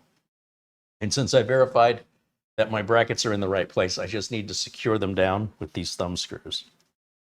After that, we're ready to put the cooler down and install the fans, and we can rerun our heat tests and see if this does the job. Pretty sure it should be overkill, but I've been wrong before. So again, there's a lot of theory on the internet that's being disguised as verifiable fact. And consider the source of information. When you're reading about anything online, if something doesn't sound right, it's probably not right. And look for evidence, proof of what they're saying is true. Researchers and analysts who actually don't fix anything can come up with all kinds of theories and possibilities, and they're really good at creating a lot of anxiety and fear with regards to, you know, oh, there's a CPU microcode that is potentially dangerous because they found it in their research, but there is no actual threat. And they're saying, well, there could be. If they don't patch this, there could be a threat. And everybody freaks out like there's a threat. It's like, hold on, just because something's possible doesn't mean. And then when they make, you know, when they tell it to the world, what do you think they're doing? So if you've been living your life never locking your back door, and you've never had a problem with that, and somebody says, hey man, you know, by not locking your back door, somebody could just walk in one day. And you're like, yeah, I know. And then they put it on the news and they go, CareyHolzman leaves his back door unlocked. And if he doesn't lock it, well, you know, he could be a victim of somebody breaking in. Well, thanks for telling the world. You just gave them all information they didn't have before. And as a result, now I'm worried about locking my door. Thank you. That's what researchers do, partly. And it's a whole lot of nothing. It's all over nothing. So just be aware, there's a lot of that online. Research is just talking about, hey, this is possible. Okay, got it. Thanks for letting the bad guys know. We were all happy until you said something. All right, so I'm just trying to secure this down. Feel like, not sitting flush for some reason. Maybe the way that the screws go in are what causes it to sit flush. Okay, that one's down. I'm just going back and forth on tightening these heatsink screws here. But it feels like, I mean, it's down, but I can't tell if it's, usually when I put a cooler on, I feel it against the bottom of the CPU heat shield. On this one, all I feel is going up against the support brackets. So is it actually fully mated? I don't know. I can't tell. But I trust that if that's how they designed it at Scythe, that must be how they're controlling how much pressure goes down on top of the CPU. That's the other thing you'll see a lot on YouTube, are people testing out different coolers or thermal paste, and they'll use a piece of glass and they'll push it down. Glass is a porous material, and the fact that they're pushing it down isn't meeting the pressure requirements. They don't just snap in randomly. They have to have a measurable amount of pressure that falls within the engineering specifications of tightening that cooler so it's not too loose and it's not too tight in order to have the most effective heat transfer. You're not just taking a piece of glass and pushing it down with some porous material like glass and then use that as an example of how thermal paste spreads. It's not how it works. That looks great and everything, and they're not wrong. That is how thermal paste spreads under glass, but you cannot see it under the polished metal surface. And it's not the same. It's not as porous as glass. And the amount of pressure they're pushing down with their fingers is not meeting the requirement of how much pressure must be applied without too much pressure or too little pressure.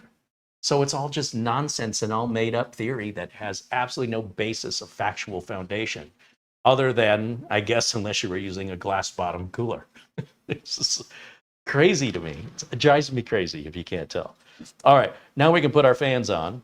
So I'm guessing the cooler's on good there.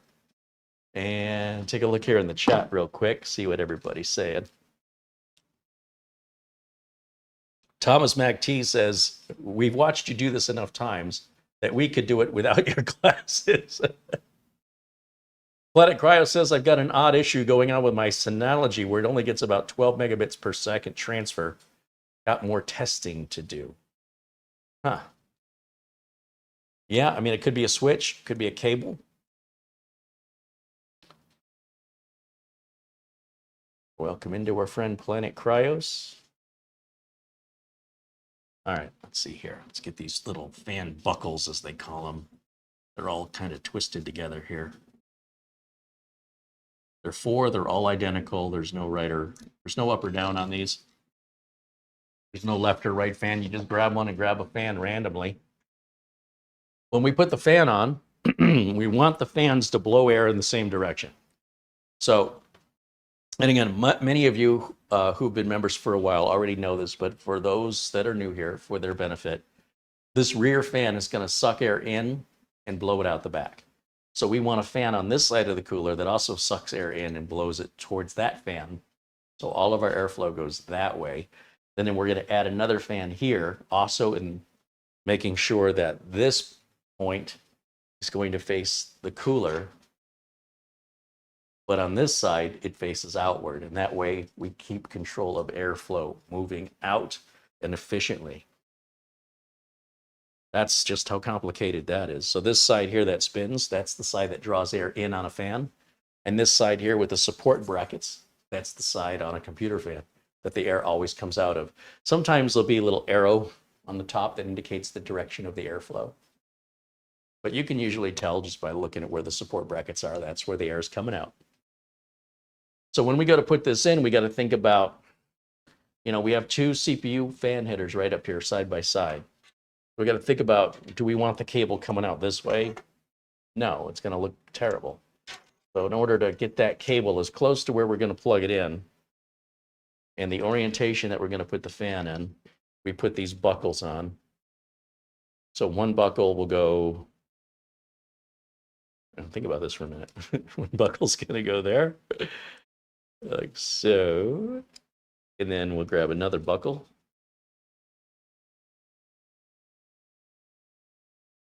And instead of using screws, we use the holes the screws normally go in.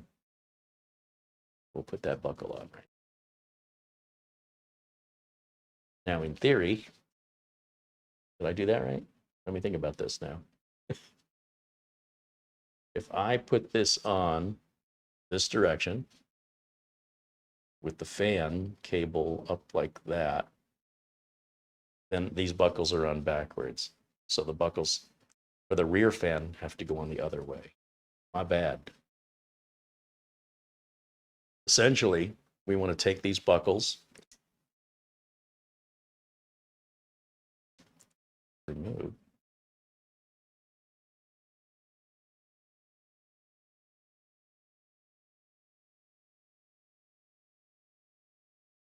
well, that's crazy.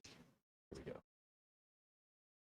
Again, if you're struggling with it, you're doing it wrong. But we're going to put the buckle on exactly the same, but just on the back side instead of on the front, like this.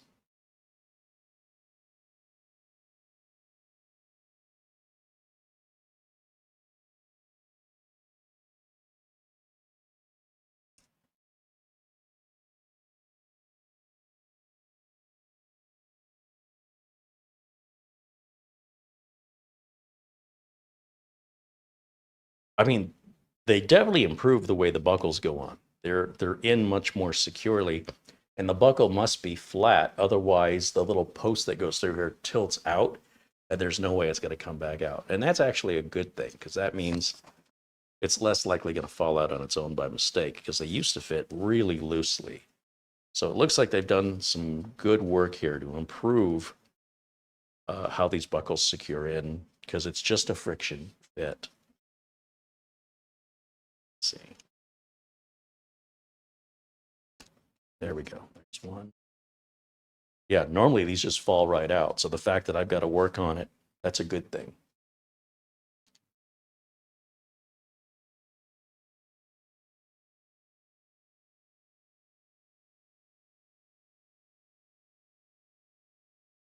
So this has to be completely down, and then we can lift up on it. I'll take that out. Put that on the other side, like so.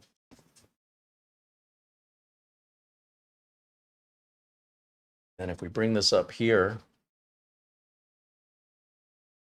no, that's not going to work either. Because the grooves, we have to make sure these buckles are placed where they can fit into the groove on top of this.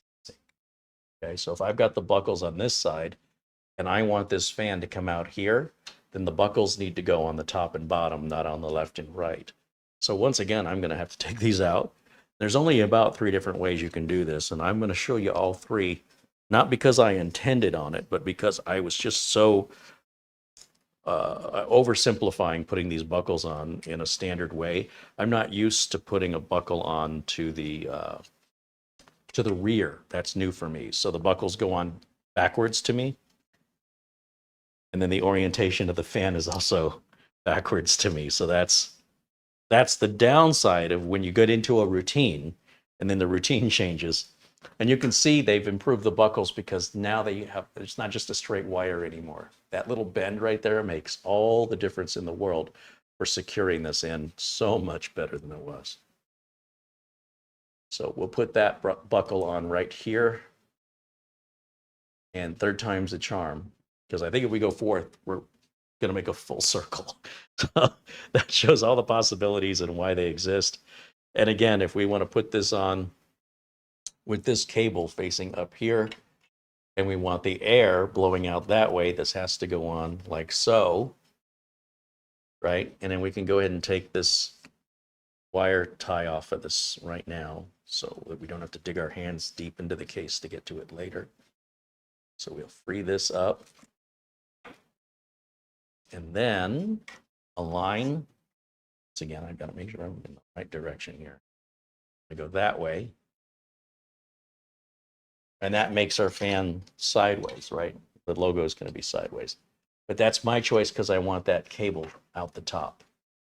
I could also bring the cable out the bottom, but I'd have to route it around. It's going to look terrible. So once you align the fan, we just pull on that buckle until it snaps into the groove in the heatsink. And we can do this blindly. I'm just feeling for it.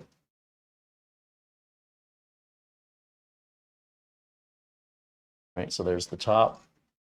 And as far as the bottom, there, I felt it go in there. And I feel like this could go down a little more. So if we pull on it to release it, what I'm trying to do is make sure the top of the fan is level across the top of the heatsink. It doesn't really make any difference on cooling. It's really just an aesthetic to make it look right. And then this cable can go onto either CPU fan header up here. So I'll put it on the one closest in order to hide the cabling better. Even though I would consider this fan the main one, but that's just my, you know, if this cooler were only going to have one fan, right? But that changes now because of two fans. So again, I fall into routines. Again, I like to do things consistently. Makes it much easier to support if there are any problems from, you know, a customer experiencing something. And since I don't normally use, well, first of all, I don't normally use a Mugen 6. I've never used one before, and I don't normally use two fans. I have before, but I don't normally. It throws off my routines. Okay, so again, if we want to put this in the fan like this, so it'll be closest to the board, then these brackets need to go on the top and bottom, right? So see if we can get it right the first time. Top and the bottom. And that is a very easy cooler install. So Scythe maintains that super easy, very friendly installation process. And kudos for them for not fixing something that wasn't broken. Now, once again, we want to align this as best we can for aesthetic purposes. It should be about the same distance on both sides. It doesn't have to be, it's just for looks. That's just my OCD shining through there. And pride and quality of workmanship. It's not just how it performs, it's not about how fast and reliable, but also how good it looks doing it. What's interesting to me is there is a lip in the cooler that on Mugen 5s, the fan used to fit inside of the raised area. And on this cooler, it almost seems like a bad design in that, or I'm doing something wrong. The fan is just too large. And it's the same size. You know, it wouldn't matter if we rotated the fan. It's the same size all the way around. So it's like it doesn't sit flush against the cooler anymore. Or if it does, it's sitting flush against the cooler and then it's moving away and creating a gap right here because of the lip on top. This is not the way they used to do it. It used to lock in there. That's odd. Very odd. Don't know. Might have to refer to the documentation here and see what they say about this, because that doesn't seem right. The fact that there's a gap here seems wrong to me. But you see the arrows are all going this way. So our airflow is correct. Our fans are plugged in. I'll clean up that cabling later. But that really bothers me. So let me take a look in the documentation just to see if they mention anything about those fans no longer fitting in that groove, or if I am doing something wrong.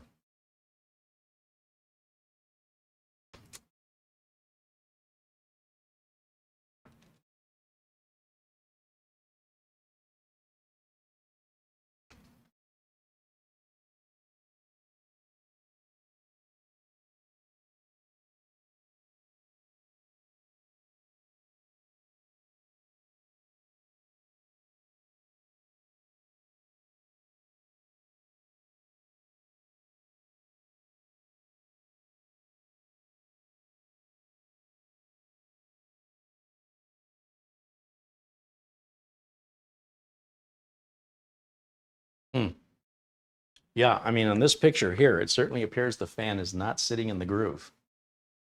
It's really hard to tell. It looks like the fan is lifted up a little ways away from the heatsink, just enough, whereas before it used to sit flush against it.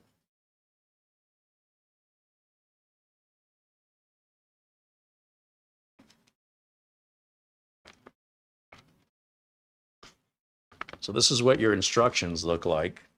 I'm with the Mugen 6, which includes basically this one page for Intel sockets here, this one page for these AMD sockets here,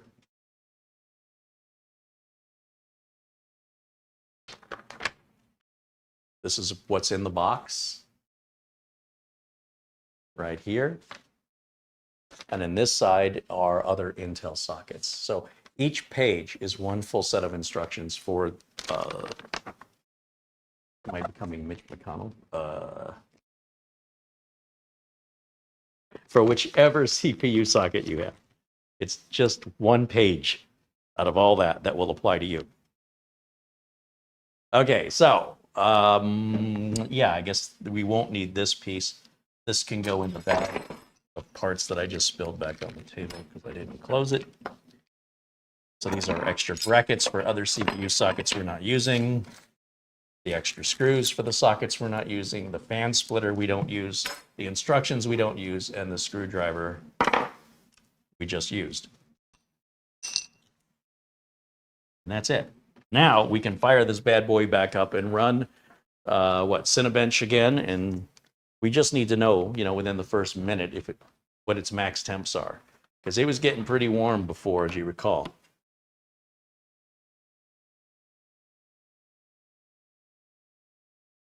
So let's see, network, video. Oh, it's a nice board. We've got some USB Type-C here. Which speed that is. It's too small in writing. It's a nice motherboard. Okay, and then we'll go with power. And then I need a keyboard and a mouse, and we can turn this on and begin testing. Right? You with me? All alone over here? What's going on?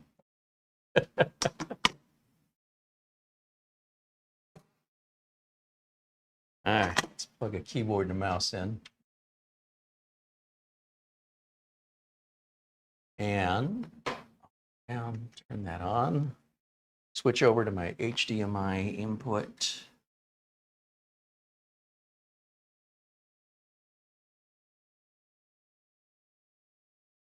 And let's see, nothing's happening. Oh, there it goes. I'm just curious. Let me switch back over for a minute to camera one. Are our CPU cooler fans turning? I can't see them. Rear fan is turning. Let me put myself in the corner so we can do both here. Well, that certainly implies those fans are quiet because I have to physically view them. I cannot hear them. So let me make sure both heatsink fans are turning. Yes, the front one is turning. Yes, the rear one is turning. That all looks good. Good, good, good. Whisper quiet. And then we're going to have to figure out a different way for me to see things in Studio C because this is crazy. Let's go to full screen for me so I can see it the way you guys at home see it. Okay, and now we'll bring up hardware info. Bringing up the right one. Sounds right. And then, let's see, there's our CPU temps here. Cinebench, start that. And let me get rid of camera one because I'm obviously blocking something. Let's do it this way. And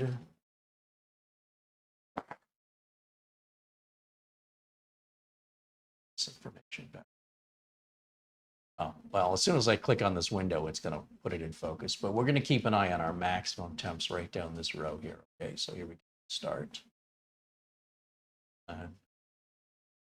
Usually within the first 90 seconds, it's the hottest it will get. We'll find out here in just a minute. While we're waiting, Elijah says apply fans outside the case. Well, you can't do that because the fan closest to the RAM would cover up the screw you need, right? If you go back and look at the close-up of me showing you where the screws are and the direction the heatsink goes in, so you know which side faces the RAM, that exposed screw is what the fan covers when you put the fan on. So you cannot, you could put the rear fan on first, but you'd have to leave the front fan until after you've locked the heatsink down. Based on, and that's true of all Mugens. All Mugen coolers install that way. All right, there's our final scores and our final temps. So I can shut this down now. Hopefully everybody's got that. If not, you can always freeze frame it. So let's go back over to camera 1, which is right here, and we'll go full screen on camera 1 here. I'd say that's a completed project there, and it's fantastic assortment of parts. And just as a reminder, these are all spare parts I've had laying around here that they're just sitting. And I thought, I have to move all these parts. Why don't I just build some computers out of what I have? I didn't necessarily sit down and say, I'll use this motherboard with this chip and this case. No, I looked around the house and I said, well, I could put that motherboard in that case with that power supply. And that's how we got here, only to find that that stock cooler just wasn't quite good enough on a 14500. It's okay. Under normal use, it's fine. But, you know, for 60 bucks, or what is that? 55 bucks? That's a steal. That's a great deal. And not only is it helping, you know, the computer was quiet to begin with, but it's still remaining quiet. And this has a glass panel, but we're not showing it off. I have no desire to put RGB in this. So when we put this panel on, you know, having this big black cooler just helps distract from trying to look inside. I mean, who cares? There's nothing to see. Nothing draws your eye here. The idea is for this to be a sleeper, just sit there and just run quietly and outperform everybody and do it at a very aggressive price point. Without all the RGB, you're saving a lot of money and a lot of trouble in cable management. For every RGB light, you're adding another cable and cost. So this is cheaper, and I think it looks better because it's not boastful. It's very modest and humble, and yet when it comes to walking the walk, it runs faster than probably most other computers anywhere near this price point. Thanks for your generosity and your kindness. I really do appreciate it. And I will see you all again next time. Bye for now.